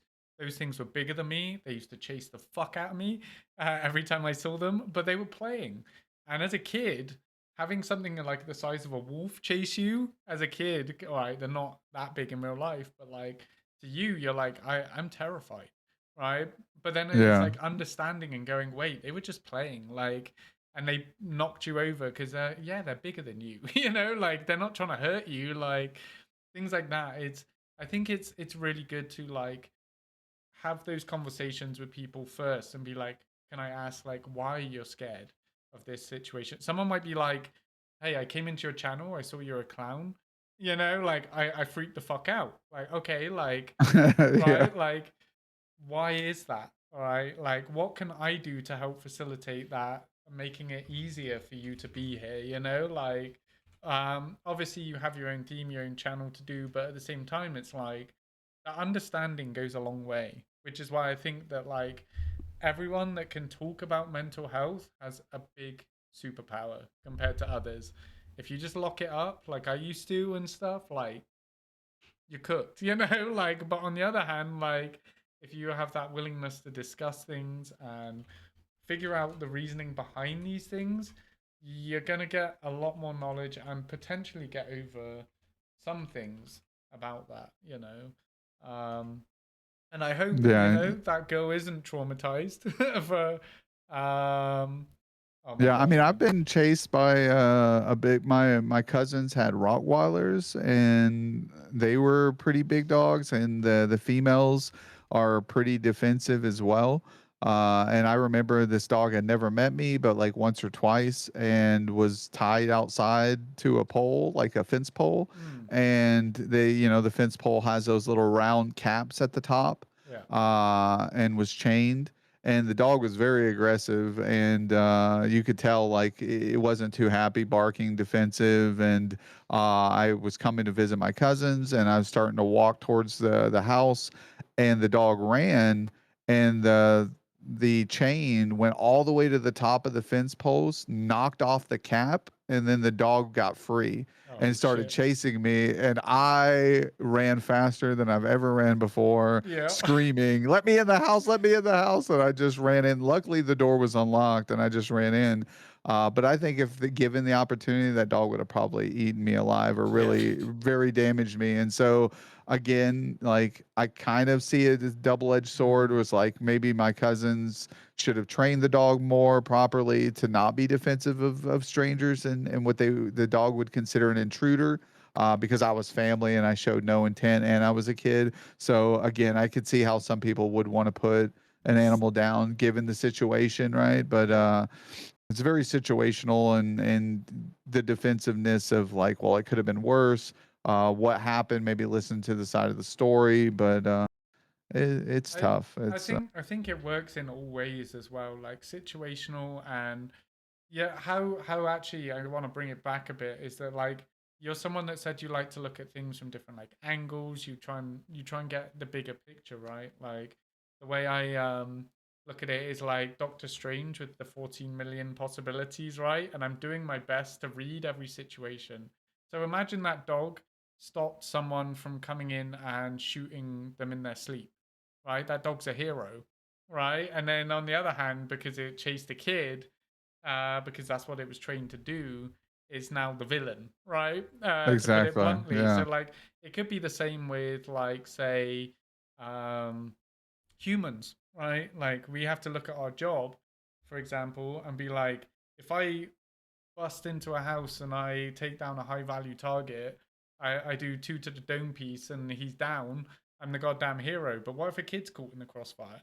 But I still kill the target. You know what I mean? Like there's like a lot of exactly. gray areas and Or the kid situational. pulls the gun, Yeah, right? if the Like, kid is yeah, like shot my friend and I shoot the kid, am I the bad guy? Like, so it's like I think everything really does need to have that gray area where we really look at things and go, hold on, let's get an idea of the situation, before we immediately pass judge. judgment or Yeah, yeah.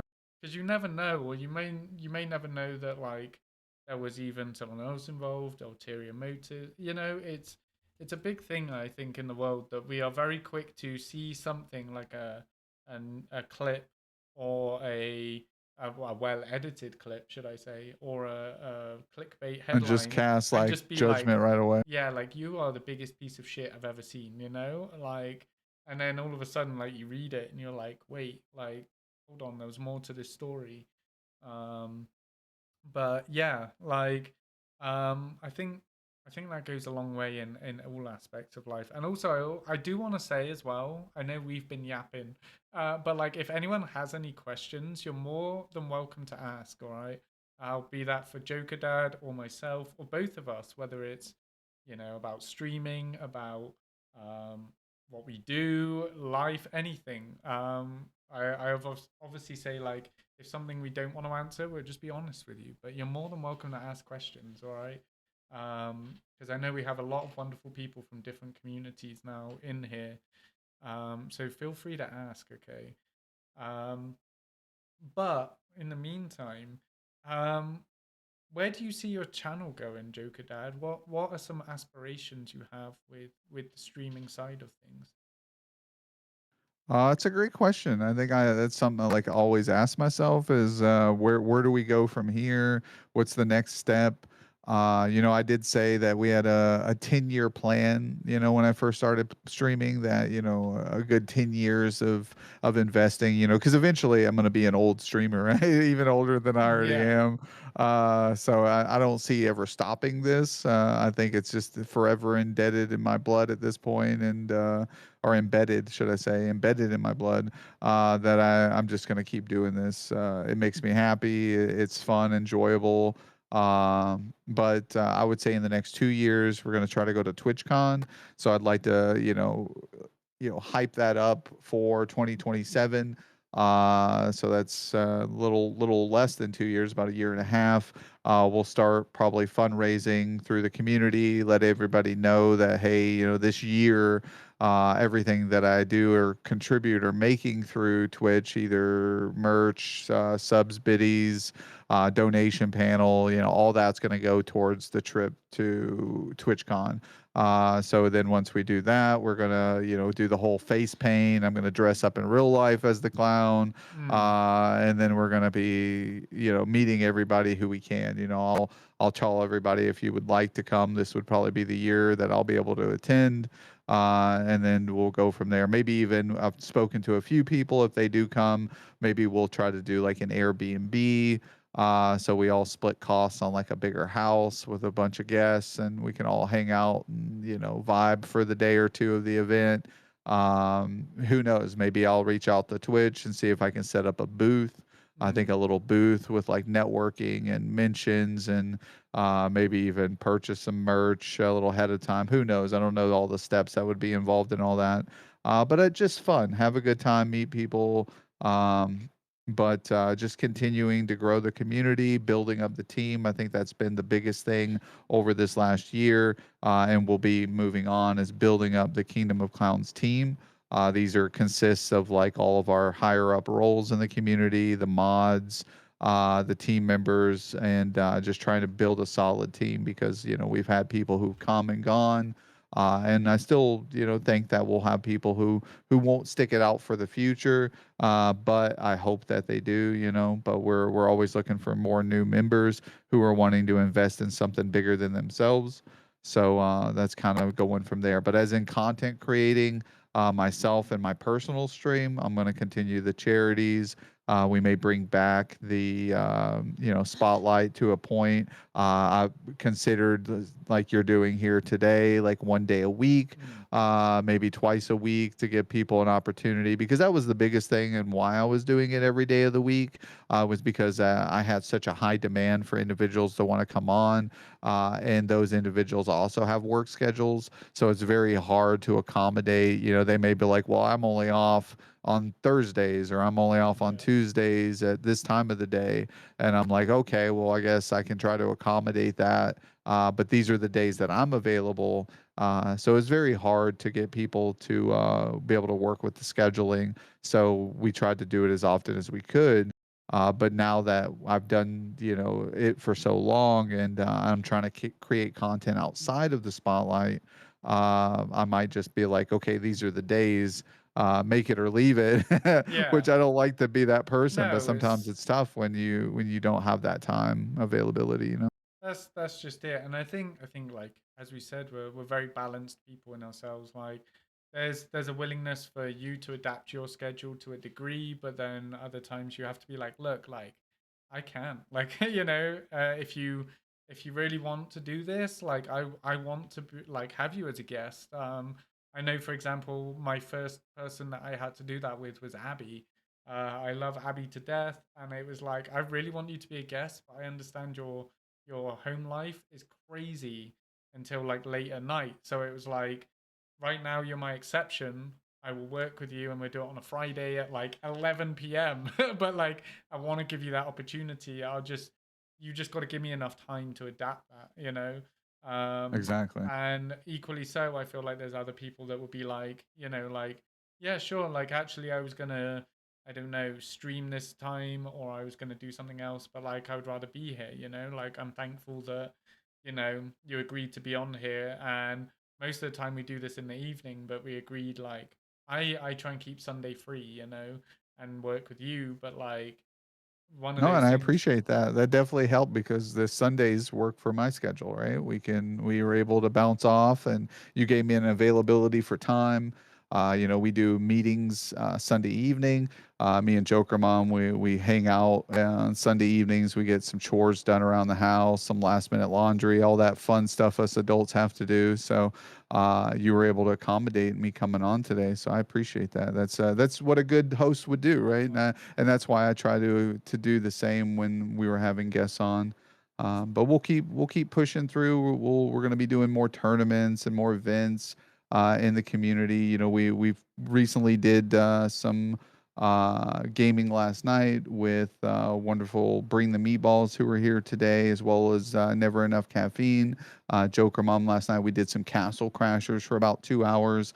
Unfortunately, the game's porting was pretty poor, I guess. It's such an Yeah, old game it that we happens. had issues on Steam getting everybody in. Then, when we got everybody in, switching from keyboard settings to controller settings were kind of tough.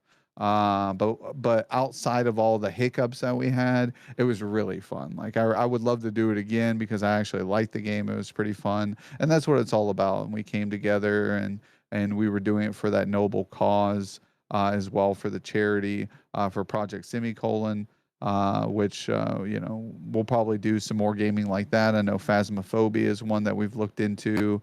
We've got a new what is it, Duck Duck Goose or Oh Goose yeah, Goose I've seen Duck that. or Yeah. Yeah, I haven't got to play that yet. I did install it and download it, so we got it on standby. That might be the next community game we do. But we are looking to capitalize on Fortnite. It is what I built a lot of the community up on. It's what I'm good at. So and it's multi-platform and cross-compatible, and it's a free-to-play game. So those kind of hit all the nails on the hammer.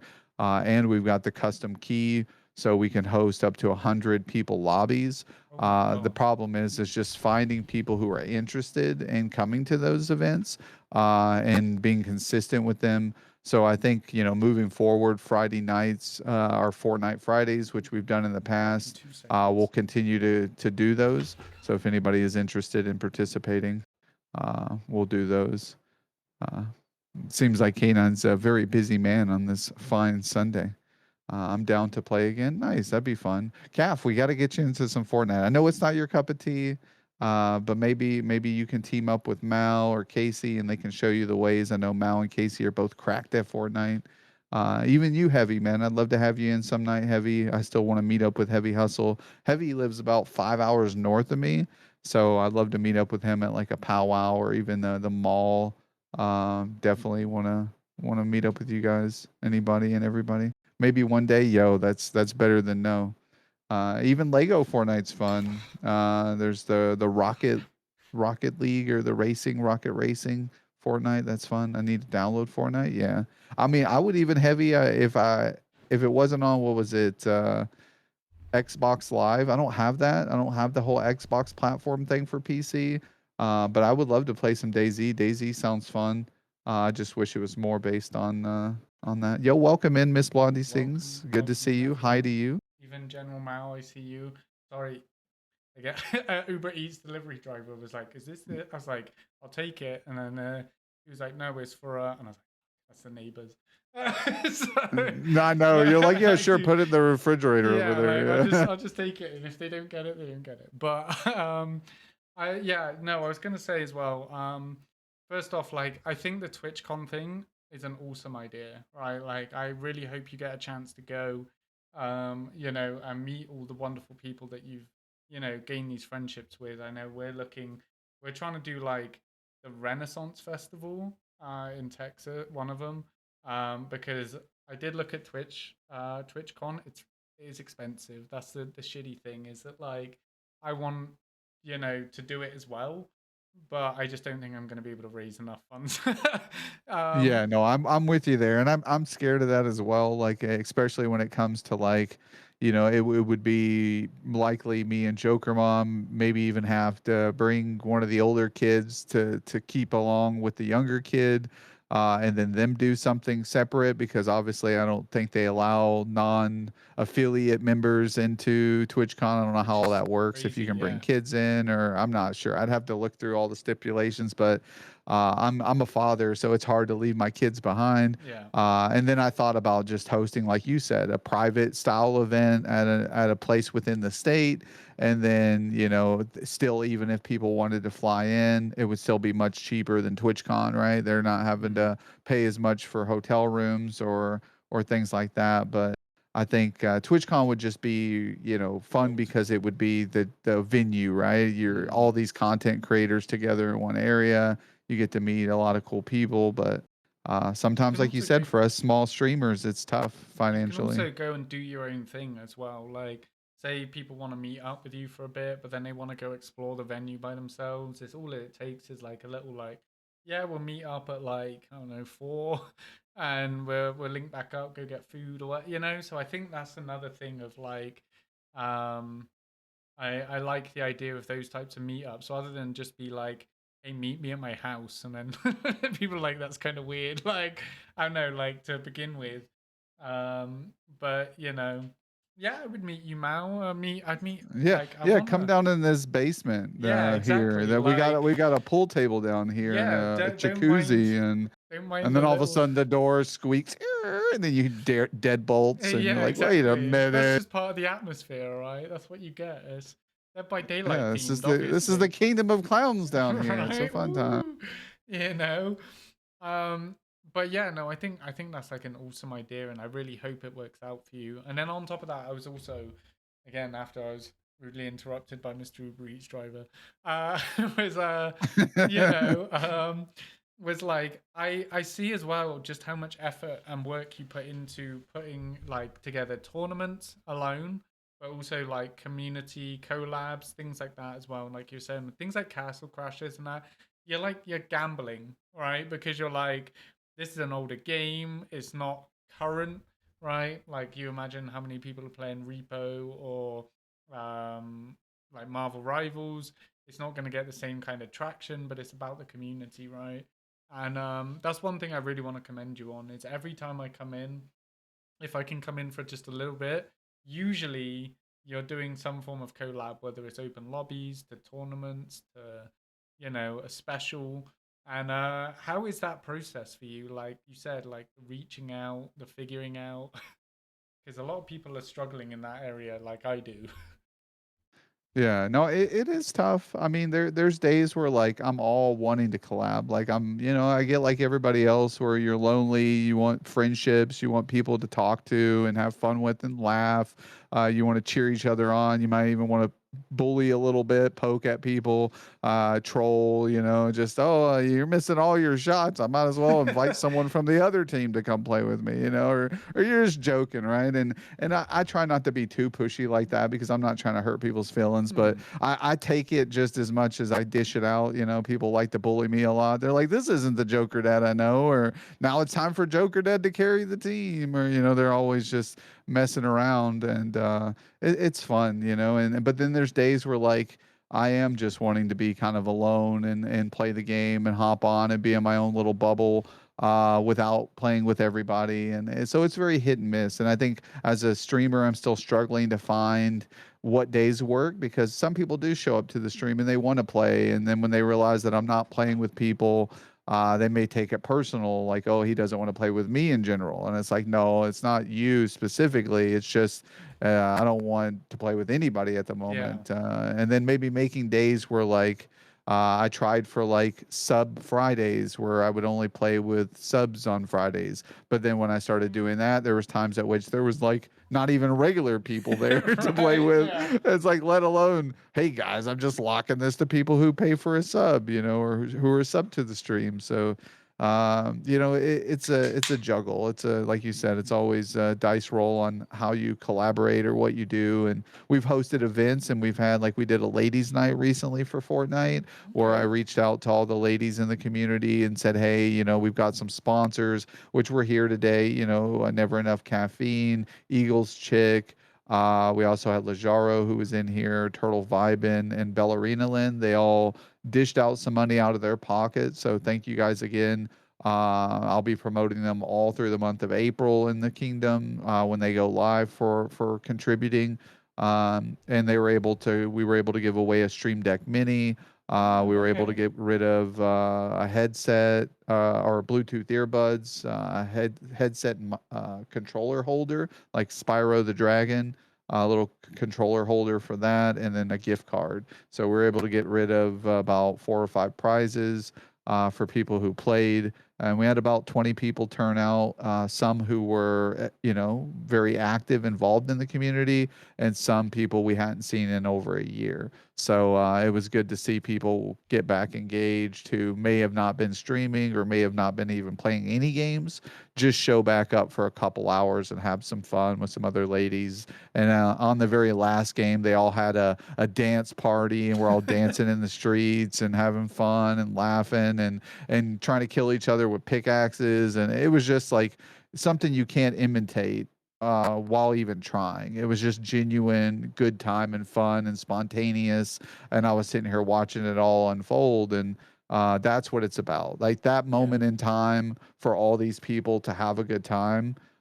It was worth every minute of it. I couldn't put a price tag on it. I couldn't ask for 100 subs. You couldn't change that moment for subs or biddies. So it's happy to see. Welcome in Epic Rager. Thank you for being here, and thank you Lajaro, and thank you guys again Yeah. for all those who made it possible. I hate to put like the piece of cheese on the rope to entice people with a fun It's giveaway, right? But yeah, it's like but it's a sometimes hard it takes balance. that to have fun. Yeah. And that's just it. I think at the end of the day, like I mean, I've looked over my bank balance sometimes of like doing the charity giveaways, and I'm like, holy shit, like like but like at the end of the day, like people, that's what it's about. People having fun, people coming together for even like the common cause of just having fun, right? Like you said, you brought people back from the brink of like, oh, I didn't game anymore, but I wanted to come in and have fun, and then they meet new people that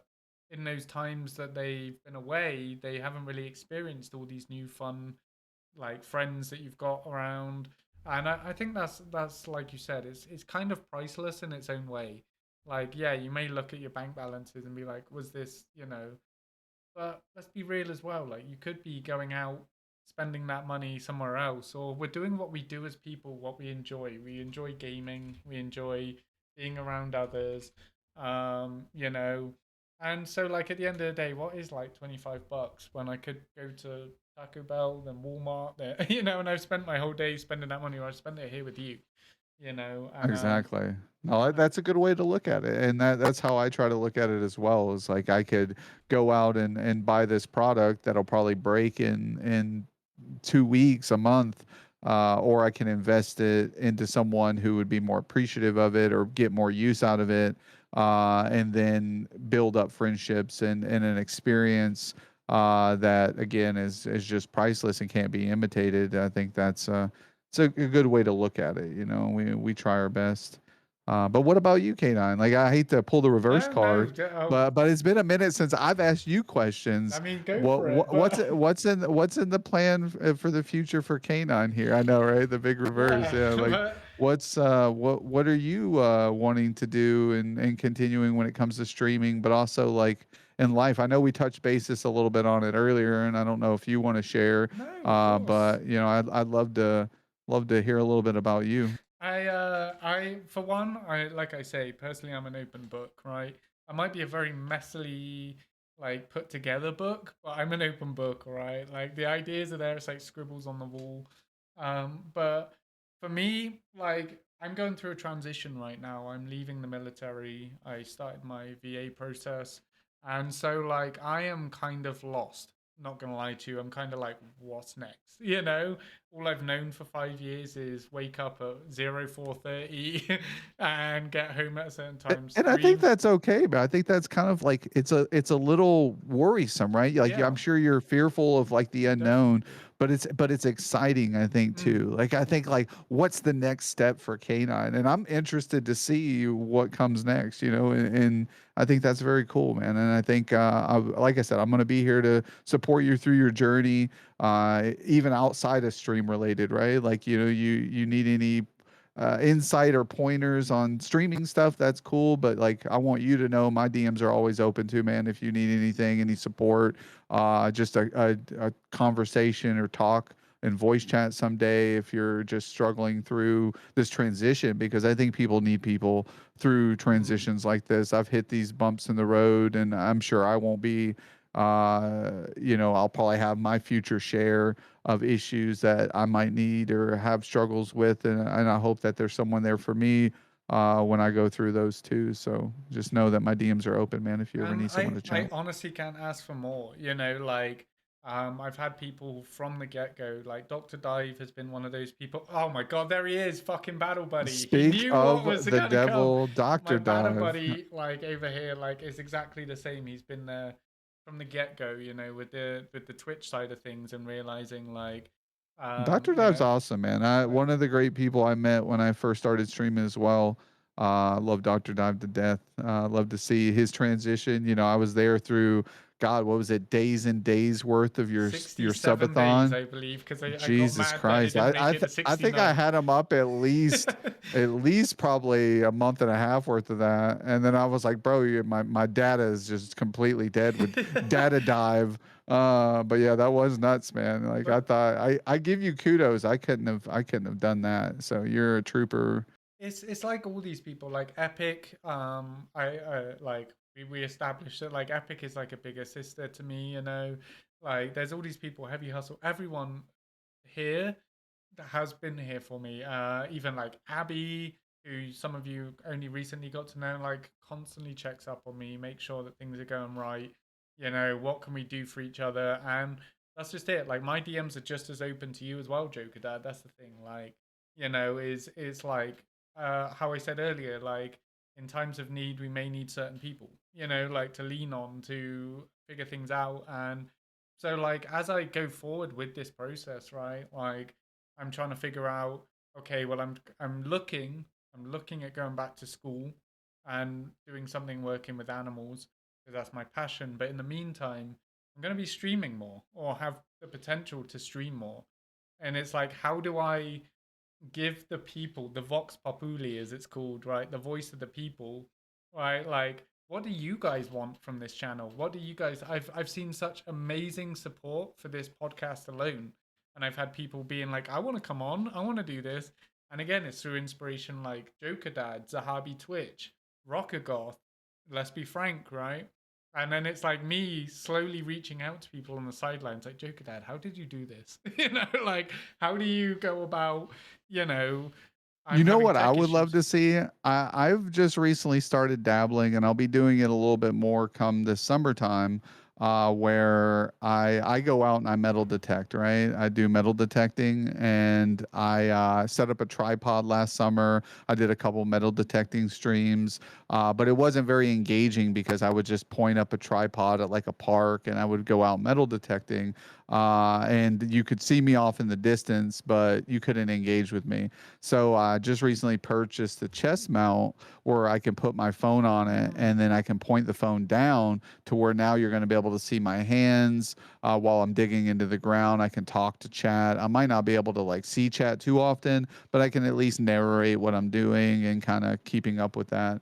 Try TTS. Yeah, I can see how I can set TTS up on because I'm using Streamlabs Mobile, and I'm using their premium service or ultra service. So hopefully I can have some sort of thing. But problem is with metal detecting is you have headphones on to hear the pings of the metal detecting. So you can It's actually like see what tones of the minerals that you're detecting. So to juggle both a chat while listening to the pings is probably just as hard as playing Fortnite while paying attention to the chat. So it's another thing to there's overcome. logistics, yeah, as you're learning how to do these, yeah.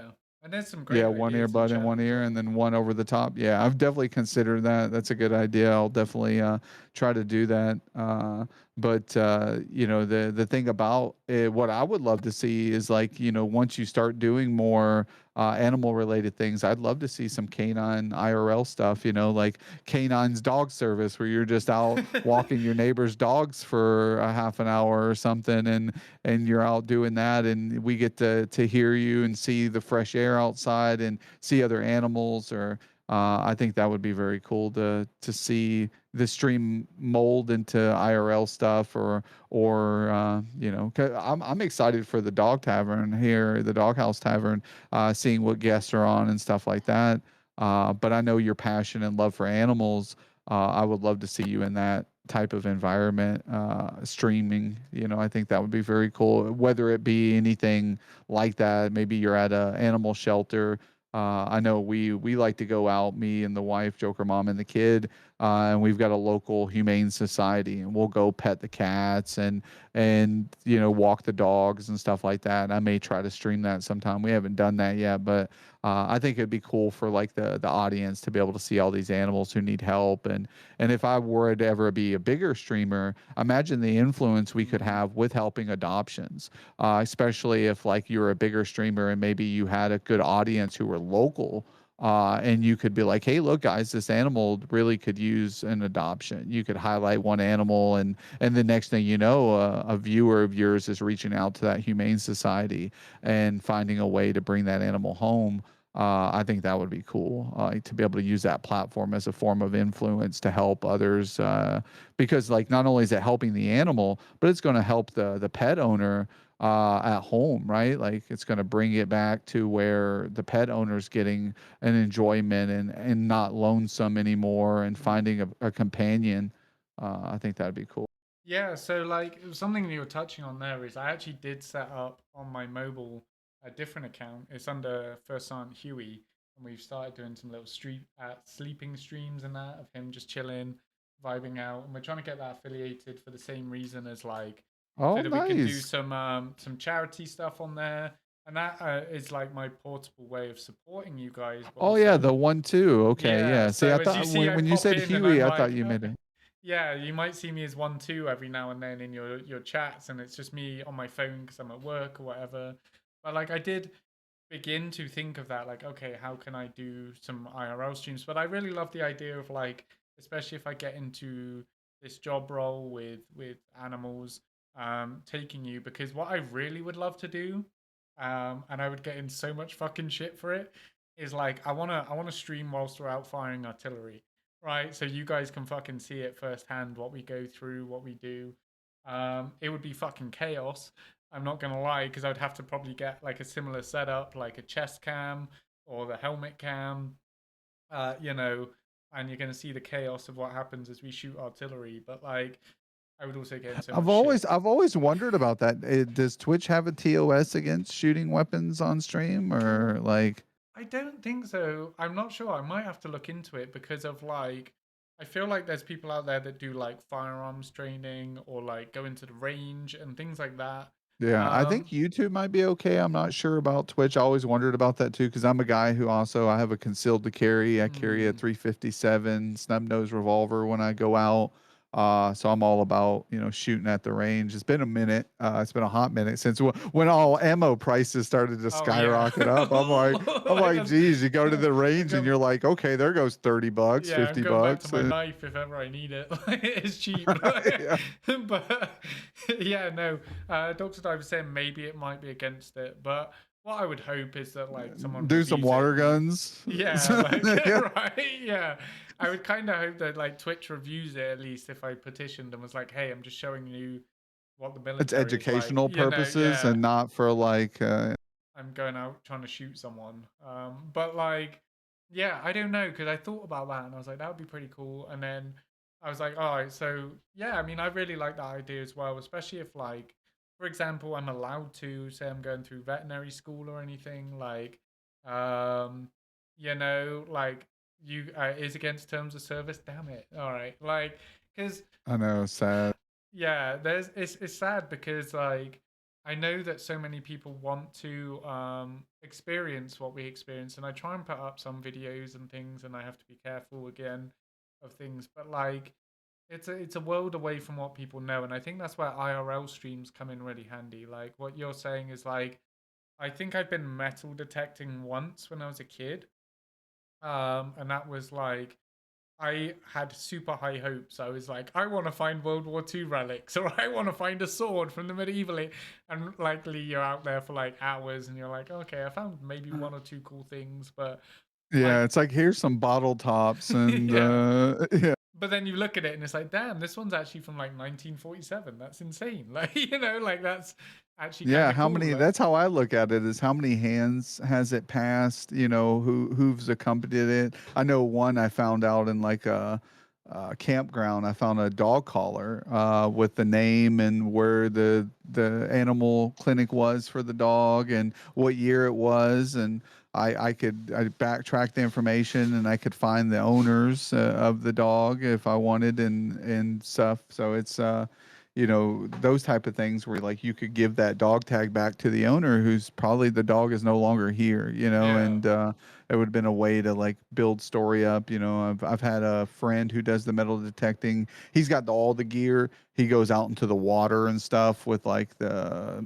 submergible metal detecting stuff, and he's found class rings of people in like college or high school rings and given them back and reached out and done some education. So I mean, uh that's he's something you don't definitely. even think about, right? It's like the good you can do from something like that. Like, we put a lot of sentiment into things, and I know if someone was to come up to me and be like, here's your childhood dog's collar, I would burst into tears and be like, what the fuck? Like, I was not expecting that today, but like, thank you, like, I lost this, X amount of years ago or whatever, and I never thought, like, so I think that's a really sweet and kind thing to think about when you're looking for these things is like either the history behind this item, like it might seem like nothing to someone, but there's a whole history behind it, or like, oh, can I actually reach out to this person and try and find out, more about this item or give it back to them,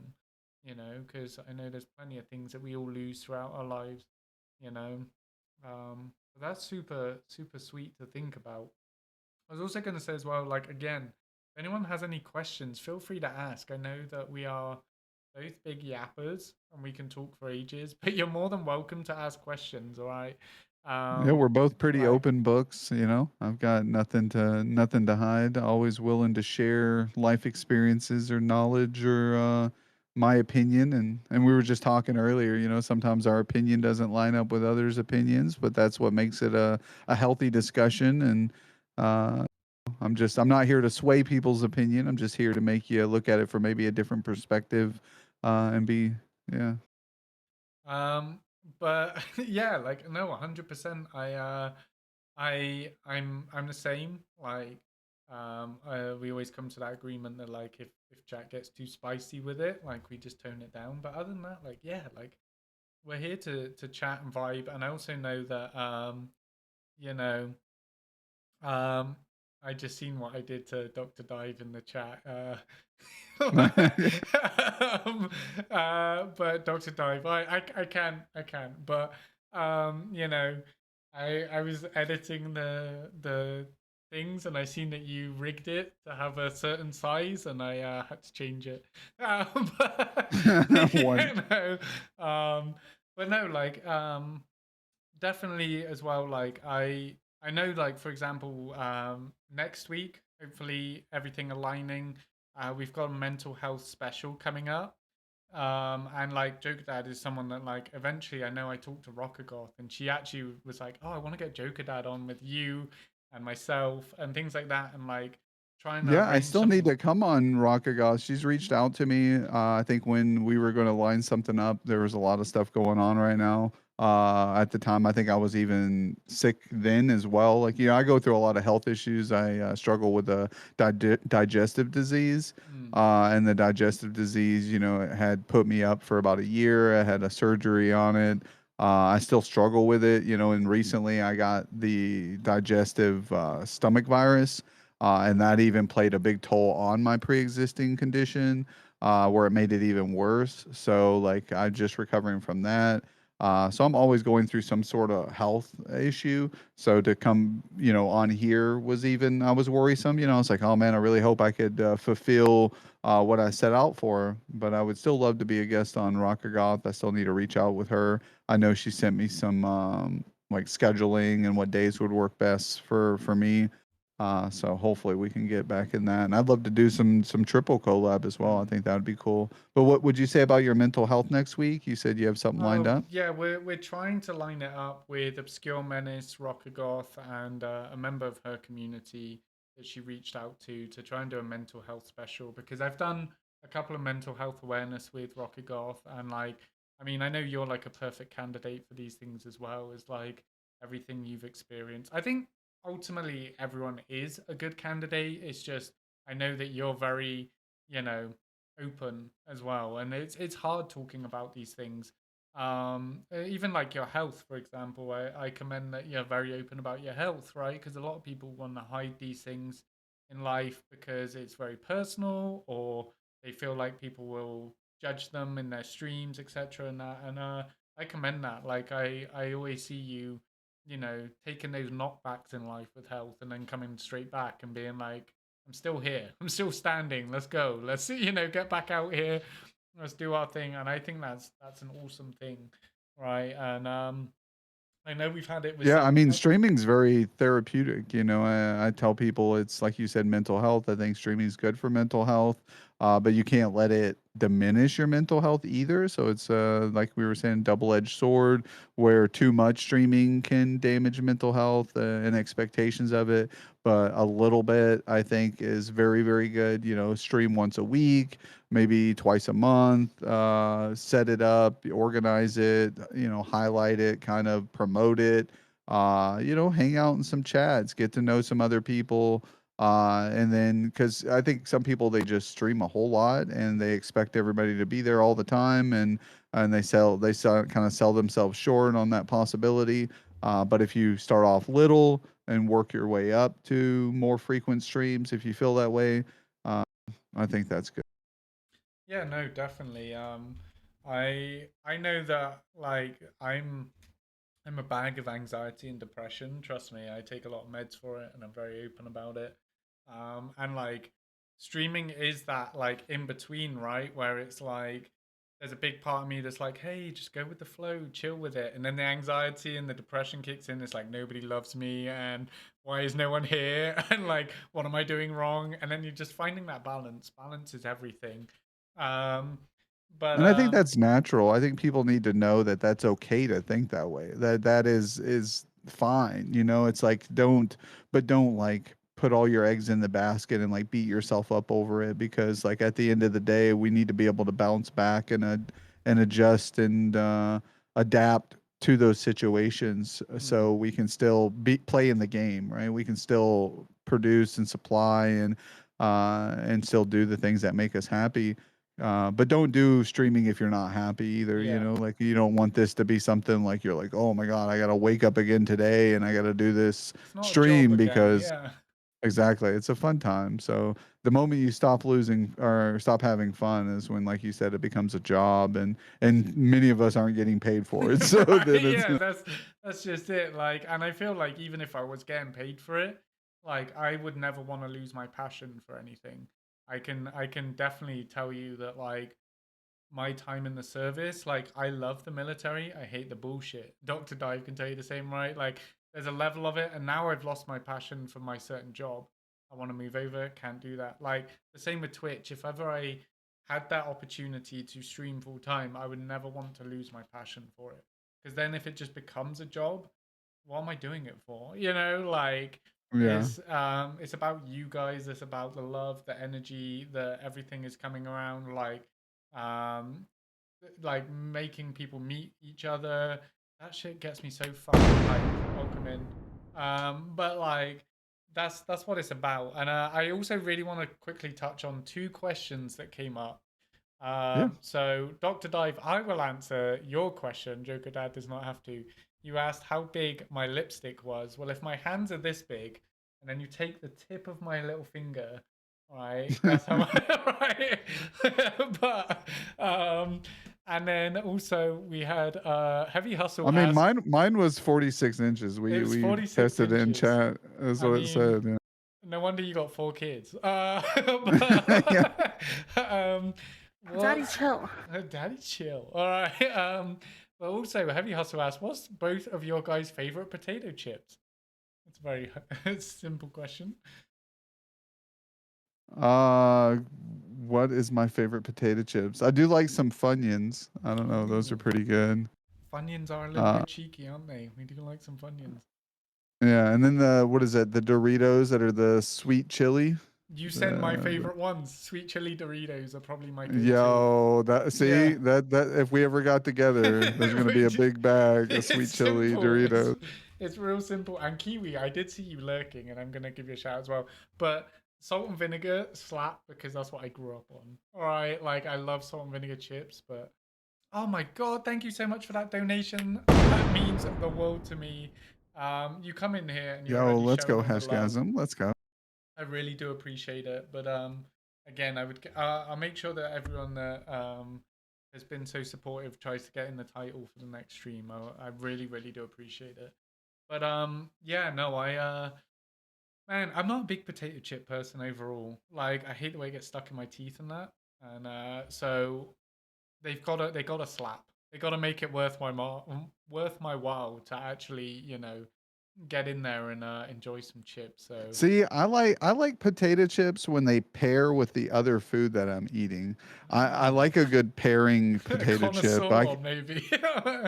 mm. Yeah, it's like I'm not a fan of just sitting down and eating potato chips by themselves. They need to go with a good dip or with like a sandwich, or what am I eating these potato chips with? Is what makes me enjoy a nice flavorful potato chip. Yeah. Joker Mom likes the just regular plain potato chips. She's not very The into the lightly flavored chip. salted, like, oh my god. Yeah, lightly salted's a Yeah. pretty good because chips are pretty salty Yeah, nowadays. they They're are. They're pretty. it's like, this pairs well with my basic ass ham sandwich I just made. Like, Yeah, you yeah, know? exactly. But, I you mean, know, some people. I mean, I've done it once or twice. They open the sandwich up, put you the gotta chips put the in the chips in sandwich, it, and all right? crunch it up in there. Yeah. There's probably some people in the stream that have actually met me IRL, and they've looked at me a bit odd for doing that with even like burgers. Like I've put the fries in the burger, and then like just as an added thing, and it's like, what the fuck? Like, don't judge me. Stop judging me. All right, it's good. I can tell you it's good, but no, it happens. But we got some people like Clutch Road saying ranch Doritos, their choice. But again, also thank you, Hash, for coming in. I'm gonna try that fries Yeah, and it looks burger. like Clutch said a non-filter stream. Oh yes, I was thinking Yeah. that. So yeah, we've had some non-filtered streams. We did one for Halloween where instead of dressing up as a character, we just did unmasked and had I think I was a rock star or something like that. A hype streamer is what I dressed Mm. up as. And then we've done the IRL streams. You know, we've done a couple non-filter streams, but we try to stay in character. You know, we have fun with it because it's the expectation of the community, right?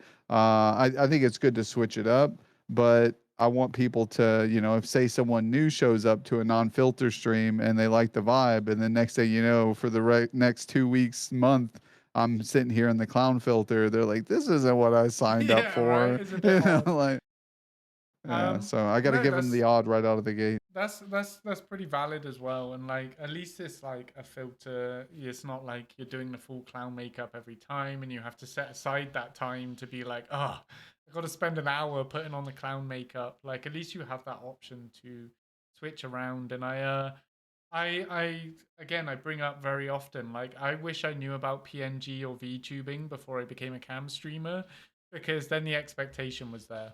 People are like, I want you to do push-ups on stream. I want you to do all this stuff, and I'm like, fuck, I can't switch to a VTuber now. Like, but like the anxiety, those things, like every time I'm like, fuck, I'll click live. Like I don't want to do it, but like I appreciate that you want to at least vary it up every time as well for like events and things like that. I think that brings a new level of like interaction. Some people are like, oh damn, I've never actually seen your face, and I know at times the filter can cut out for a second. You're like, oh, I caught you, I seen you, Joker Yeah. Dad. But at the same time, like I think it's you know, I think it's a really good option to have, is that you have that expectation, as you said, you've got your theme, and then every now and then you can draw a little attention by being like, hey guys, I'm doing something different. I know Clutchworld did the same recently with your collab, right, where he went all in.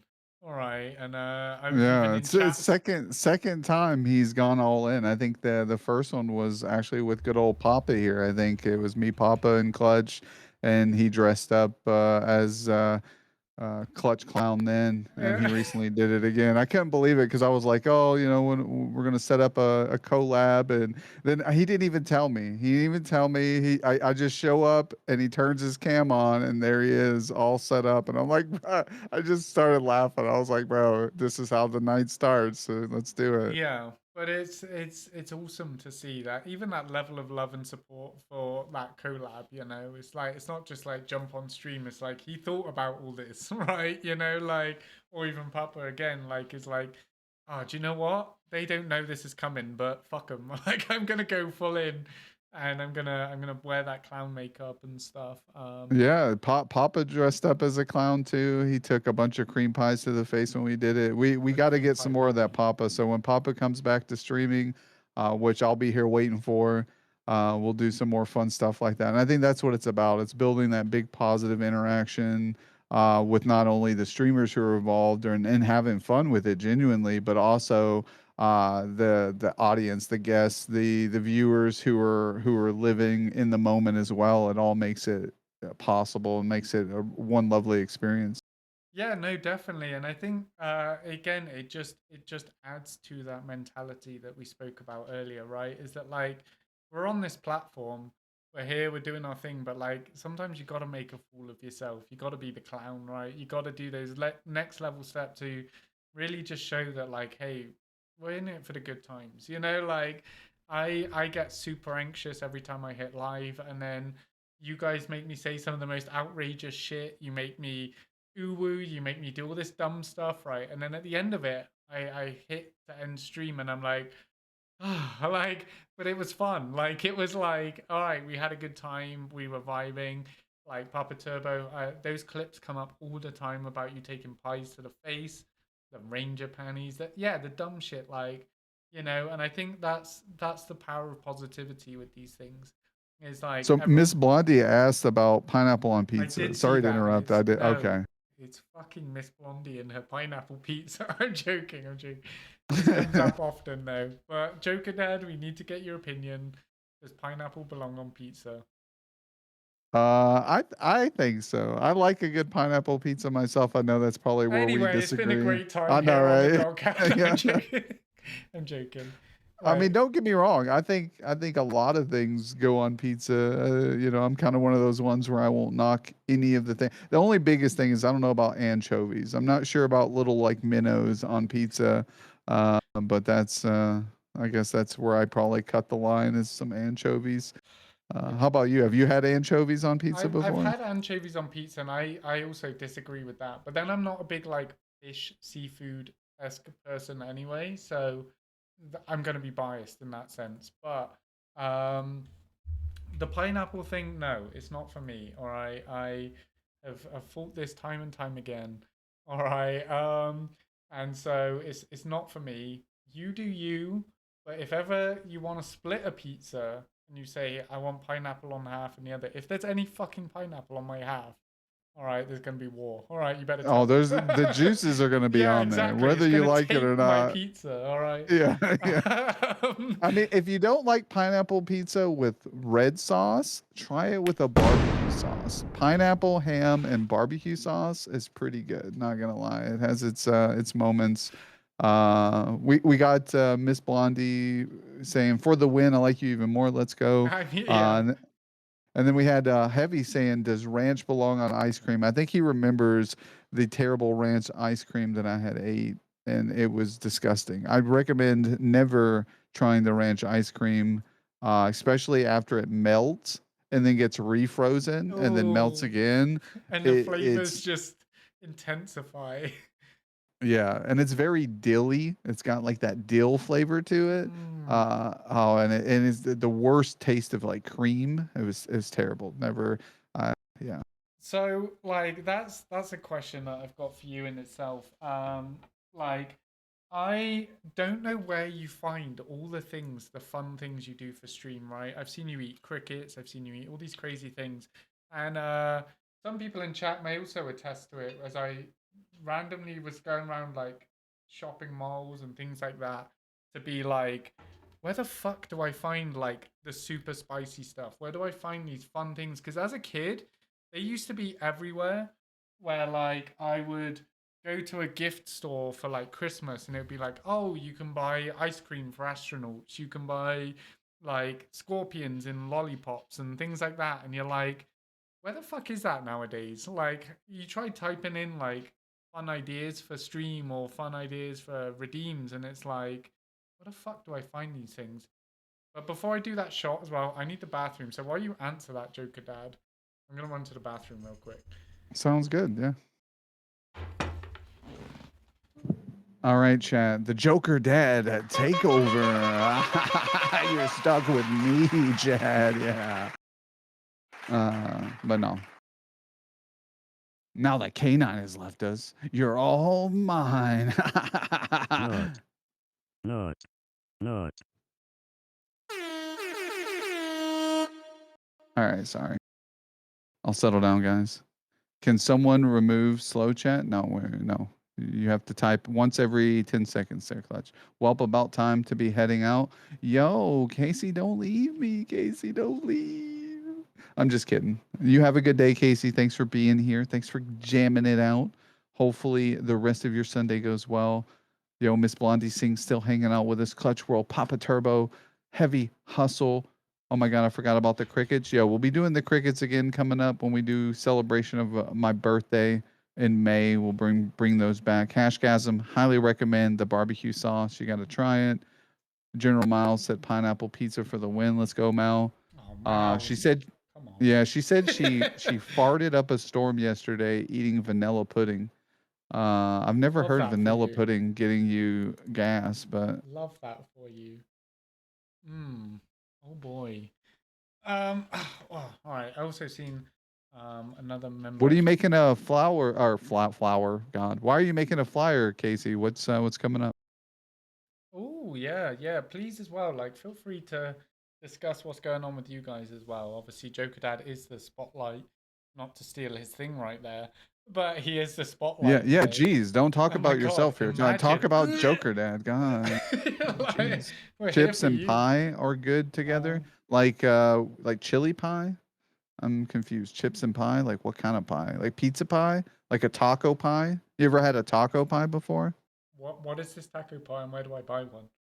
All right. Yeah, it's like tortilla chips and like onions and like a spicy sauce with the hamburger meat on it. So it's kind of like a taco pizza. Taco pizza. It's got lettuce and tomato on it too.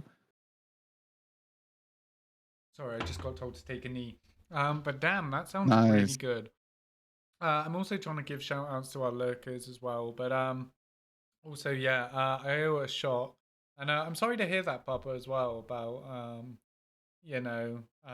as life goes on, these things happen and that really does suck. So I'm sorry. I'm glad that you came to hang out though.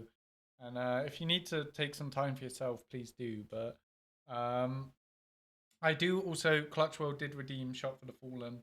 All right, so I know I've lost people. I know some of the people in chat. We have our veterans as well, Dr. Dive. We have Vanessa, who I just shouted out, member of Team Army. Others, but a quick one for you, Clutch World, and for those that didn't make it home. All right, salute, pros, Nostrovia, cheers.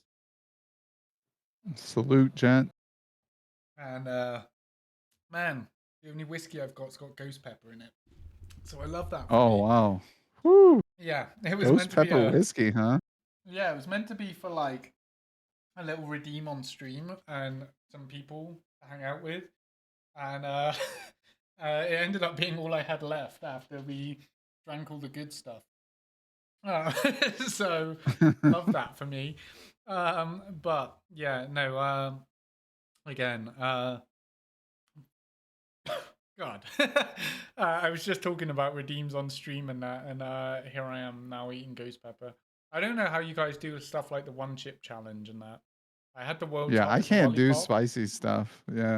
Well, I mean, it also makes more sense with your current health issues. I would never ask for you to do anything like that. I feel like that would be Yeah, very I can do detrimental. sour stuff and I can do like, obviously like the random bug stuff and little random nasty flavored things. But yeah, anything spicy that will eat away at the intestinal lining, yeah, we're gonna pass on that stuff. Yeah, no, I don't blame you. And at the end of the day, like there's the difference between what's good for entertainment and what's good for you. And we definitely want you looking after yourself. Like as someone that grew up saying, "Hi, I'm Johnny Knoxville. Welcome to Jackass," filming it for no one, and then now being like, "Honestly, I'm fine. It's my memory is gone, and my nose has been broken 8 times and shit like that." Like, yeah, look after yourself. All right, that's definitely a big thing, and that's the same for everyone. Like, definitely, like there's things to do for entertainment, and then there's definitely things to do for like, hey, like, I'm not gonna eat a pineapple pizza on stream because that would be detrimental to my mental health. But, like, I'm joking. All right, but yeah. Again, has anyone got any questions? All right, just because I want to make sure that you guys know that you are just the biggest part of this, as I am hosting this with Joker Dad. All right, but like again, like I feel like there's so much I can talk to like Joker Dad about, and most of it comes down to like political, religious, like the wider world and stuff. So, um, I do want you to know he is an incredibly intelligent person that has very, very good views. So if ever you want a discussion with him, you should definitely check out his channel, check out his views and stuff.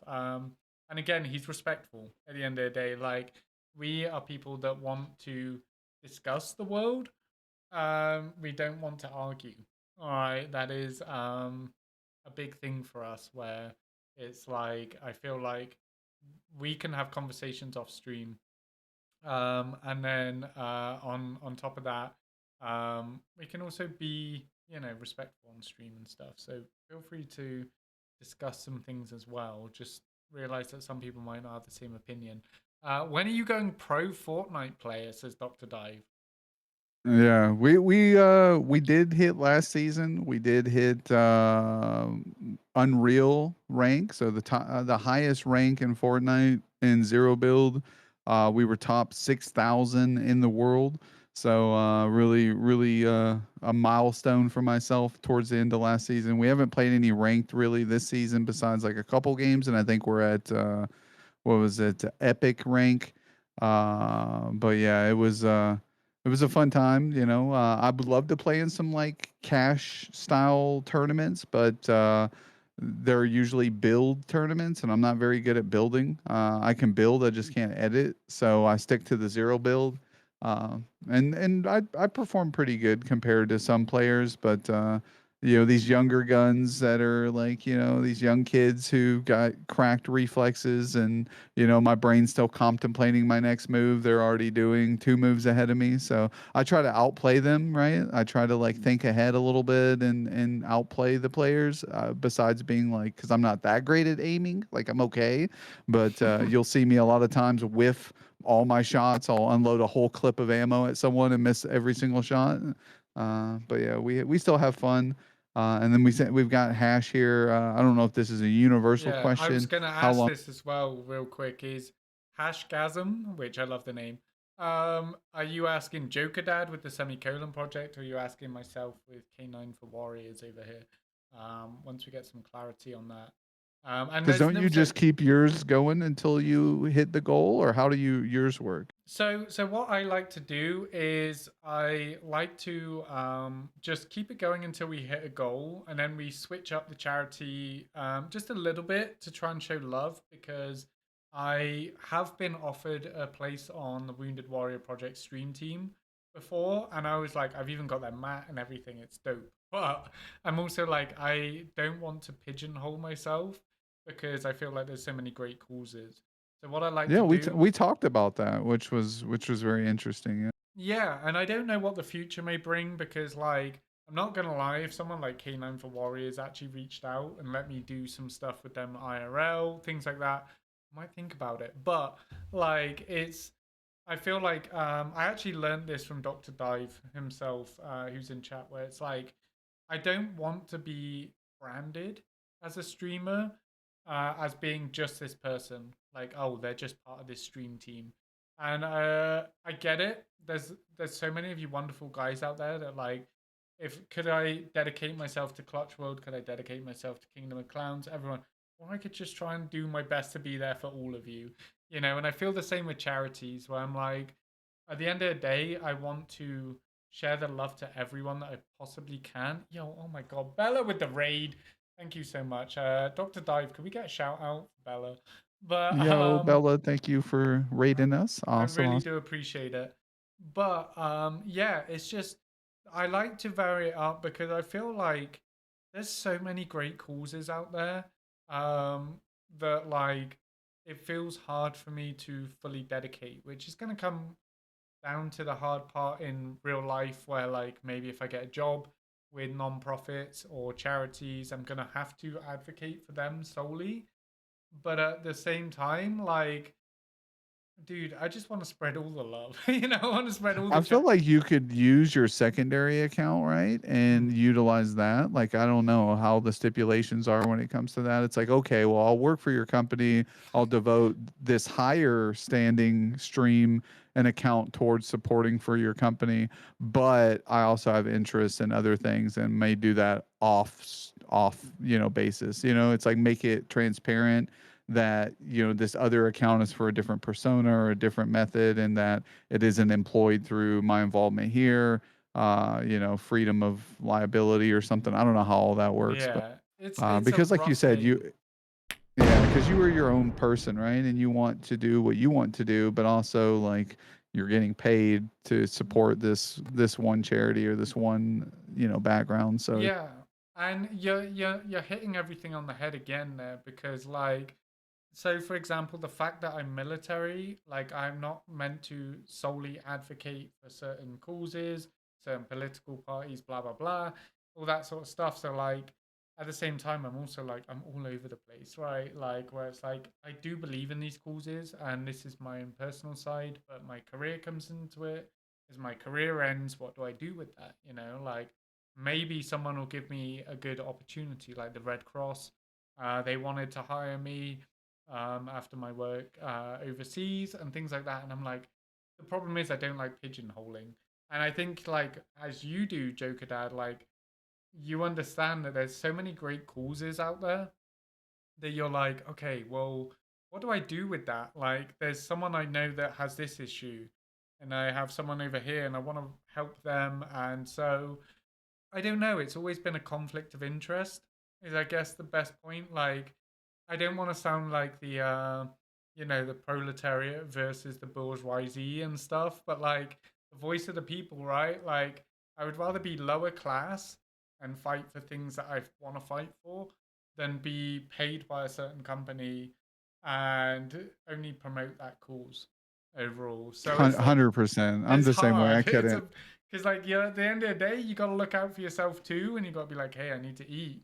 Like, but then like, what am I selling my soul to in order to do that? So it's like a big back and forth, Yeah, like I don't want to be part of the pyramid scheme, right? Like, build up that other company or off of the hard work that I'm putting in. It's like I might as well make something that helps everybody, right? Like, always like the Robin Hood, right, of the world, right? You besides the whole steal from the rich to give to the poor, yeah, you could still work and make things off of and give to the poor. But you know, yeah. humanitarian stuff's my where I want to be, and It's animals, right? honestly a hard balance where like you realize that you can do so much good if you are put in that pigeonhole for one cause, or you can stand as an outlier and try and do good for many on another. So you're just like it's a constant battle.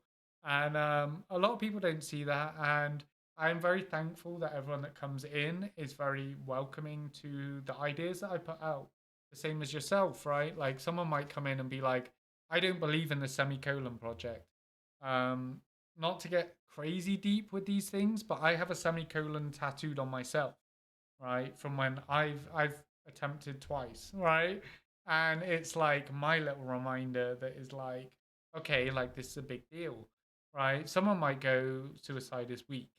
The person goes, I understand it, right? And so like it's things like that where like some people may agree with your cause.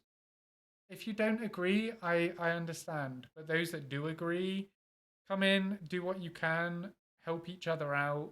And then who knows, next week I might have a cause that you agree in. Like it's Yeah. just about staying the And I course, did as you said. my research into the project semicolon, and I didn't realize that the founder actually succumbed to suicide. That didn't she wasn't able to push through, and she was a victim of it as well. And it's sad to see because she went through all of that to build up this community based on preventing suicide and having a support structure there, and still wasn't able to manage to fight off the demons at bay that make you doubt your existence and your self-worth and things like that. So it was very heartening to see when that happened, and I was like, wow, I did not even know this side of this charity that even occurred. And there's a Bella who just rated us. She also has Project Semicolon tattoo as well. So a lot of people who this charity definitely impacted, and so when I heard about it and I wanted to bring awareness to it, I was on board 100%. So cool to hear that you also a very big advocate for that. You have that tattooed on you as well, and are battling like many of us, depression, anxiety, The world's a tough place, you know, and to sometimes feel like even though there's, you know, 8 billion people on the planet or close to it, you know, we sometimes feel alone, right? That we're the only ones who are struggling with these type of mindset. But it's good to know that there's others out there who are very supportive, who deal with the same thing. So yeah, thank you guys all who donated towards the Project Semicolon. Thank you all who's donated so far towards K9 for Warriors. Me and K9 here are big advocates for humanitarian and animal charities. So you'll be seeing a lot more of that through both of us. Yeah, and I know, like, first off, I want to say, like, yeah, like, we definitely need to do some collabs, and we've said it before, but like, our lives have just been all over the place. To kind of find some common ground on that because we have it all there. But you know, also, like, yeah, bit of a trigger warning here for those that have dealt with these issues, as well as people like, I know, you know, not only myself have dealt with these things. I've lost friends. I've lost battle buddies in my unit to the war within, as we like to call it. All right, but like, know that people are here. All right, there's people like Joker Dad, like myself, and if I can't get to a DM, I will do my best at some point to try and like find time aside to be like, right, I'm at work, I'm in the moment, but I'm gonna run over here and I'm gonna send a message. If anyone doesn't know, in the military, you're not allowed to be on your phone in uniform whilst walking. It's dumb as fuck. But like, so you have to set time aside to stand there and go, okay, I need to like send this message. I need to be here for someone. And I know myself, I have helped within 11 people within my community or my battle buddy network that to stop that from happening. And it's a big deal to us. Like, it's a big deal to many people in chat. So never feel like you can't talk to someone.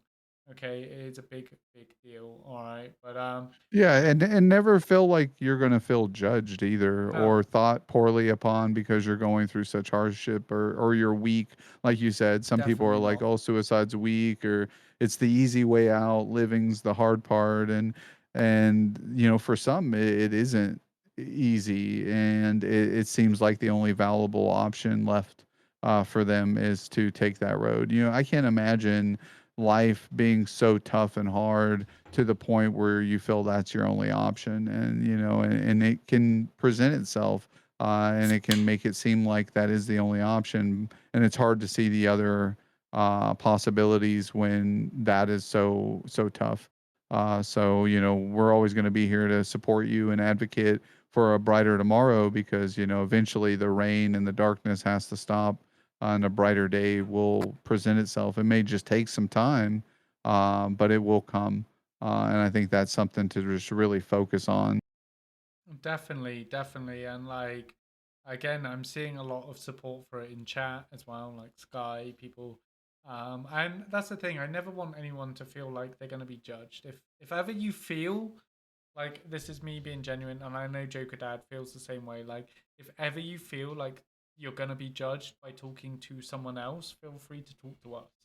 All right, like, I'm not gonna be there to judge you, but exactly, like Miss Blondie as well was saying, like, you know, she's finding out more about charity from your side of things, right? She came in here. Miss Blondie knows me in real life, and she got to know people on Twitch through here, but she also knew how to, uh, you know, make friends here on Twitch. Oh my god! Thank you, Clutch World. I appreciate that. Half of that money does go back to charity, but as she's, you know, explored Twitch and things like finding out from your side, there's more to all this than just what I know, which is what I love. Right, I love people networking. I love people making friendships. I love people educating themselves on further things than just myself. So I know she just said in there that she found out about or is willing to find out about more about you and come over to your channel and show that love, which is why at the top of the stream you guys can follow Joker Dad with these shout outs. So please do, because again, I know Joker Dad through Clutch World. We've had some very intense conversations off stream.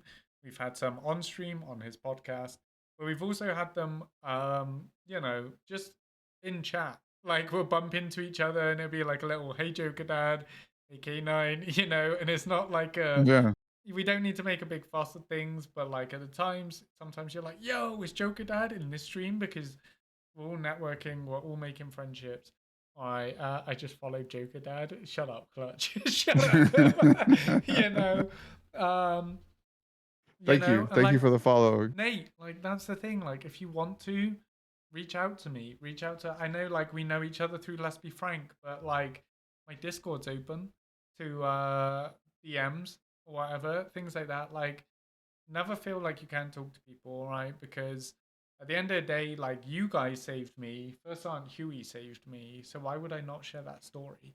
Like why would I not advocate for these things? But I'm seeing a lot on that, and I'm really, yeah, I'm definitely looking forward to some of the mental health stuff coming up, and Joker Dad as well. Like I would love to maybe do a special with you on this sort of stuff because at the end of the day, right now, this is a Yeah, spotlight on you. anytime. Yeah, anytime. I mean, I'm fine with honestly the spotlight on me being a spotlight on charities is just as good. I mean, Yeah. if not better, because like I said, I always put others and other things above my own. I use these opportunities as this platform to focus on me, to focus on those things, right? Like that. And it's the same as you. You use this platform to channel other charities, to channel other ideas, mindset. I don't think I'll ever use anything for truly myself. Maybe in the future, in the long haul, 10 years, 20 years from now, I might take a moment and go, well, wait a minute, what about Joker Dad? What does Yeah. Joker Dad want, right? But as of now, I don't really care much. I don't need much. I'm a very simplistic guy. You could throw me on an island with a couple little things and I'll find a way to manage and make it work. I don't need much in life, but to have you guys is what I really need. So I appreciate you guys all in the chat, everybody who I've met so far. Coming And in, hanging out with me and K9 here. You guys are what makes it all possible, and I appreciate that. So no, you once again, this is what I mean. Like it's like one brain syndrome at the moment. Like you've nailed it, really. Like at the end of the day, like we're both going through our hardships, right? We both got life going on. We both got things, but like there's the sheepdog mentality with you, right? There's a bigger cause, there's a bigger thing going on with you where it's like at the end of the day, you feed me like not to sound like a fucking furry here or whatever. You feed me your kibble, you feed me your like fucking you give me a little bit of attention every now and I'm good. Set me on my path, let me work, let me do my thing for everyone. All right. And that's something I really appreciate is that you're out there doing that for people through this platform, right? Is that like, hey, I'm tired, I'm stressed, I'm gonna get on stream and I'm gonna make people happy. That's such a big thing in itself because you never know what someone else is going through that day. Where they're actually like, I don't know what to do. I'm gonna go hang out with Joker Dad for a couple of hours. And next thing they're like, do you know what? Things aren't so bad. Or hey, I forgot about my worries for a few hours. And I think that's a big thing. Like I said, I know you guys saved me a lot in the long run. So I'm very, very thankful for the people I met and the way I met people was a big way of doing that because we discussed earlier, right? Like the coming into the circus of things, right? The Kingdom of Clowns is an example. Some people just want to find a place to feel accepted, to feel heard, to feel a part of something. And I think you're doing yeah, such a great job of making everyone feel welcome. I mean, you're gonna get these odd people that you're like, dude, I have to ban you outright because you were just like off the wall fucking. yeah. But I like, mean, and that's kind of like a real circus, right? Like back in the yeah, day, you'd have the person with the lady with the beard, and like all the rejects of society would come together to perform this magnificent show to keep everybody entertained, and that's kind of sometimes what we create. We create a community full of rejects and outcasts, and and we try to make the best of things. And sometimes those rejects and outcasts are even rejected and outcasted Right, from where the it's like, rejects and okay, outcasts. You're a little there's bit a too much fun. limit that I can accept where like, okay, you come in here and you said some crazy off the wall shit that I don't want to support, like, and you try and give them that chance where you're like, as a streamer, you're like, maybe you want to rephrase that, maybe you want to come in a bit different. And sometimes they're like, yeah, I came in a little bit too hard there. I didn't, I misread the room. But other people, yeah, it's definitely like that was an awkward altercation that I don't want to deal with again. But at the same time, you do what you can to make everyone feel welcome, which I think is incredible. It is a blessing for many people out there that are struggling to find their place, and I And the can cool say part is those people can help others too, when others were there to help them. And I think that's the biggest part, is being able to give back in some form, even if it's not with their time or financially or things like that. It's just with their effort and the ability to be there, even if it is for a short period in time. They can make a huge impact. And that's what I like about like our collab today, is like we're able to perform and put on this great talk show for the guests, the audience, for maybe the VOD later on, for anybody who might be having a hard time. Let me go check out K9's Happy Hour Doghouse, Dog Tavern, and see what's going on here. Oh, there's Joker Dad. Who's this guy? And then K9, and they have a history with each other, and they know each other, and then they just kind of dabble in, and they see what these charities are about, and what the chat's about, and the people in the chat. And then they come to find out that many of us all know each other, and we're all mm, friends, and we're all family here. And that's like, we've created the biggest support structure that we could imagine. And we did it all without even really trying. Like, we did it. This is all natural. This isn't forced upon anybody. This isn't something that we've held anybody hostage and said, hey, you have to right, be here for Canine and Joker yeah. did. Like, this is just like, we're here and we're living in this moment. And the biggest thing is we get to all do it together, guys. This is like huge. So never sell yourself short for what you're doing and what you're a part of, because it wouldn't be as great without you. So thank you No, guys all. definitely. And I will admit as well, like, there are many times, you know, um, where you start struggling with your self-worth, you start struggling with your purpose and things like that. And I will happily admit, like, I go to therapy, I do this, and you guys come up often and in a great way, because it's like, dude, I found a little bit of purpose, right, with like having a platform where, like, I don't care if you're really here for me or if you're here to connect with each other, to do good for the world. Like, I just have this platform to do this for you guys. And equally so, like, what else am I gonna do? I get home and I'm like, I could sit here and just play games by myself, or I could play games with you guys. I could hang out in your chats. I could get to know people. I think it's an amazing, amazing way to really do that. And I even know some people IRL that never knew about Twitch. And now they are on constantly. They are out hanging with new people. They're finding their voice in other ways, and I think that's really special, and I'm seeing that, like, again, as we do these podcasts, like you said, all right, is things to highlight each other, like you said, to make sure that people come over, show the love to each other. If they like your vibes, they have a chance to look at you and see, like, oh, I love this person's vibe. You did the same for me on the Joker Dad Spotlight, where you were like, okay, like, you're getting this person on. I don't know, say Clutch World doesn't know me from his ass from his foot, like, like, but he's like, oh, do you know what, I like this person's vibe, I'll come over there, I'll show you some love. And it's all about connectivity, all about Yeah, love. I loved having you on the show. You were one of my greatest guests that I had on. Oh, There's a stop it. few guests in the stream here. I mean, I love you know, because again, there's a little bit of each person out there that I feel connected to, right? If it's something we see eye to eye on, if we both like sweet chili Doritos, like, you know, there's these little things that like I try to remember and stick onto because it shows you that no matter at the end of the day, you know, you're a military officer, I'm a father, we can see eye to eye on so many different topics and things that connect us together,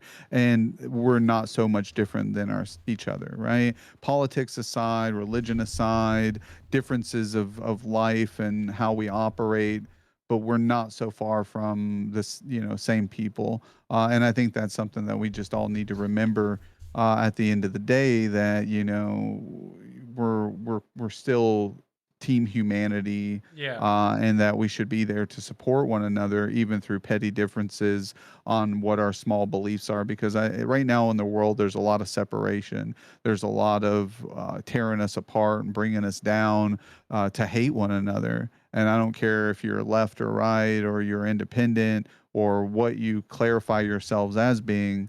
I'm still going to be your brother, your friend, your family, through all that aside. Like at the end of the day, I'm here for you, not just your beliefs and what you hold strong, but as an individual and your feelings, your emotion, your spirituality. Like that's what I'm here for. So I definitely. can't wait to do some more collabs with you. You know, do some charity events. You know, just reach out to me if you need me for anything. I'll be here. You know, and I think that's something that we need more people in the corner of each other to do those things.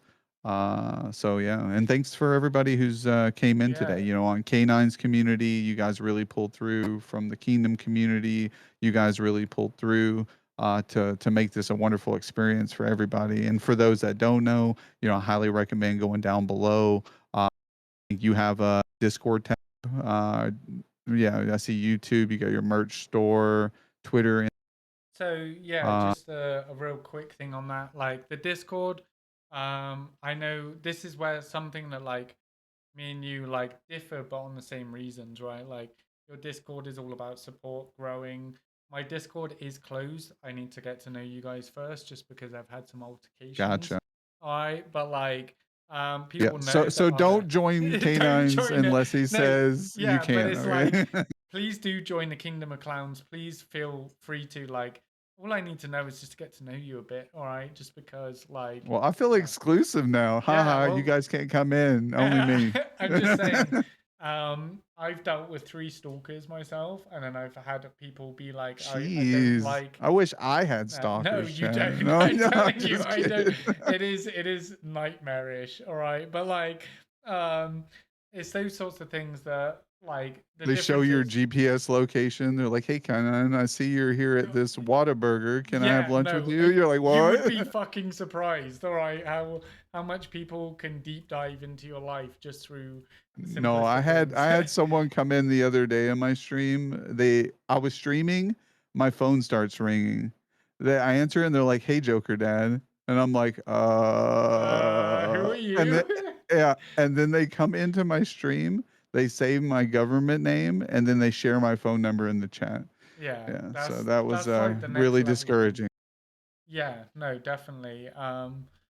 But I'm gonna let you just answer Heavy Hustle's question real quick. I need the bathroom once more before we decide on who to raid out to as well. All So right, Joker sounds Dad, good. if you Yeah, want to start looking through who you want to raid out to, that will also be awesome. sounds like a plan. Yeah. Let's see here. We've got Heavy. We got to ask 3 questions before you join. How many walkers you killed? How many humans you killed and why? Wait, what's wrong? What? Wait, wrong questions? Yeah, is that your questions you asked there, Heavy, for your game? Is that like your initiation? I'd be like, cash me outside. How about that? Yeah. Walking Dead, OML. Yo, flex that exclusivity Discord. Yo, I know. Drop out Stratus. Yeah. Always great to see you. I'm outside your window. Oh my goodness, Ash. Yeah. That's how it is sometimes. I thought I was the crazy clown. Some of these people out here are even crazier and more clownish than me. Science shows all of our DNA is only different by less than 1%. Yeah, exactly. I mean, we're all brothers and sisters, I feel, to an extent, right? Uh, Sorry about that. One thing I want to say for chat is, as someone that also has, let's say, health issues in that area, man, has the military made my bladder small? Uh, like, if I gotta go, I gotta go. And have I shot artillery with my trousers down? Fuck yeah, I have. Like, I just run back from going to the bathroom and being like, fire mission, you know. So I apologize. I keep having to jump up and go to the bathroom, but. Also, Sky yeah, said, all them shots for joy there. yeah, right. That's just it. But it's like, man, my God, I never thought that getting old would suffer with small bladder. All right. Serious question. We hanging out this summer? Sky, Joker Dad wants to go to TwitchCon. All right. Might see you But there. yeah, no, Sky actually lives not too far away from where I live. So we've been talking about meeting up, going. I think he's south of me, so family meeting up, hanging out, and I'm down for it. Even if it's having a little drink, maybe having some lunch at a bar or a restaurant, shooting like we say, shooting the, like Oh, I love the beat. that's what I we do. mean, that wasn't even me. My hands were here, chat. That's him. All right. yeah, I wouldn't have yeah, censored that. yeah. That's pro state. Yeah, pro state. No, prostate. Wait, hold up. But Prostate, yeah. no. But again, I really, really do appreciate everyone that has come by, shown the love from both sides of these communities, as well as everyone else's communities, all right? Because we can't do the things that we want to do without any of you. All right. And if you guys are out here supporting each other, you're also supporting us because we meet new people all the time. And I can guarantee you there's people here that have never met each other that are interacting in chat just because of this. All right. So thank you so much for that. I will ask Joker Dad, as I look at the time, if there's anyone you would like to raid into. Just so I Yeah, can set that actually, up. we've got a new member of the community who is a coworker of a Joker Mom. So we're gonna try to show some love to him. He's trying to hit affiliate. He needs the obviously the average viewer, but he needs a couple more followers. He's at 43 followers. So if anybody in here likes the vibe, he plays some Call of Duty. He also plays some Fortnite with us on occasion. So we're going to go over, show him some love, hype it up. And then again, if you feel like you enjoy his vibe or somebody you could get to know, drop him a follow, hang out with him. Not obligated or required, obviously, but really cool dude. And we're gonna go check him out. So I'll type his name here in chat. Yes, please, if you could. And again, if anyone needs to raid and run, I mean, I honestly couldn't put it better myself, But you guys know how much the affiliate grind means to people. You know that putting yourself out on this platform is a lot, right? Like if you like those vibes, if you want to help them out on that affiliate grind, I would really appreciate that. We have 30 now wonderful viewers here. And I know many of you are lurking. So make sure you refresh that tab. I have it as Captain D with an underscore. So I hope we're raiding into the right person when I go to click that. But yeah, again, every time I go to do this podcast, I get super nervous, I get super anxious, and then 3 hours go by and I have just had the best It time. flies, doesn't It it? just Yeah, flies because we are just talking with friends, and that is exactly the vibe that I wanted to bring to people. Where like I think in my head, like, have I got enough questions? Have I got enough going on? And before I know it, I'm like, wait, hold on, I want to ask another, and then it's gone. Time's gone. yeah. But who knows? There'll be some more stuff coming up with people, and I would love to do some more stuff with you, Joker Dad, when our schedules align a bit better. I will never pressure you to Oh yeah, you take just give me a anything. day and a time, and if it works, it works. If it doesn't, we'll try to rearrange it or do what we can. But no, I'm more than happy to participate in anything, even if it's just even if it's non-charity related and we're just gaming, or if we're gaming and it's charity related. I think that'll be just as fun.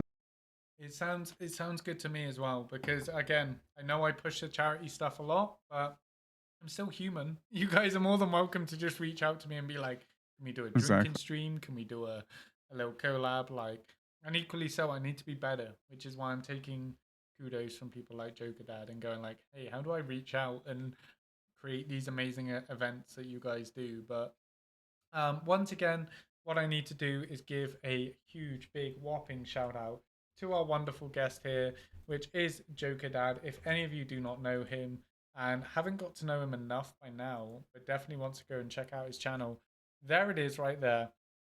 Like I said, I've known Joker Dad going on 2 years now, which is insane in the grand scheme of things because it feels like yesterday. But I have had an absolute blast. Gloomy Zombie, I will redeem that for you on next stream, okay? Because otherwise I've got to switch to Huey Cam. We're about to raid out. Either that or give you a points back, I promise you. But I appreciate it though, K9. You're absolutely the big W reverse card, guys. Much love to K9 for everything that he does. You're gonna get both of them. You're gonna get both of them. All right. Negative. All right. It's all you, and it's you guys. But as I put those down, I really do appreciate this opportunity to sit down with Joker Dad once again, and let's go raid out. You guys, what I'm gonna say, I'm not even gonna put my raid emotes in. If you know Joker Dad, you make sure that you put his emotes in chat to let them know Look at that. you Me came and from Heavy his- 1 day apart from each other from you. One day, that's wild. That's wild. All right. But he followed you 1 day more than me. Oh no. Damn it. But yeah, you guys go over there, show some love from Joker Dad's side of things. If you know me and you have my emotes, please use those. But I also want you to use your own emotes. All right, it's you guys. All right, that are important. So Joker Dad, thank you once again. I will remind my guest that I don't mute this as I go over to the raid screen. So no off the wall shit as soon as we get off chat. But much love to you all. Again, please go follow Joker Dad if you haven't. This is all about showing love, making friends. And I'm gonna click start that raid. So I will see you guys very shortly. Joker Dad, we will see you very soon.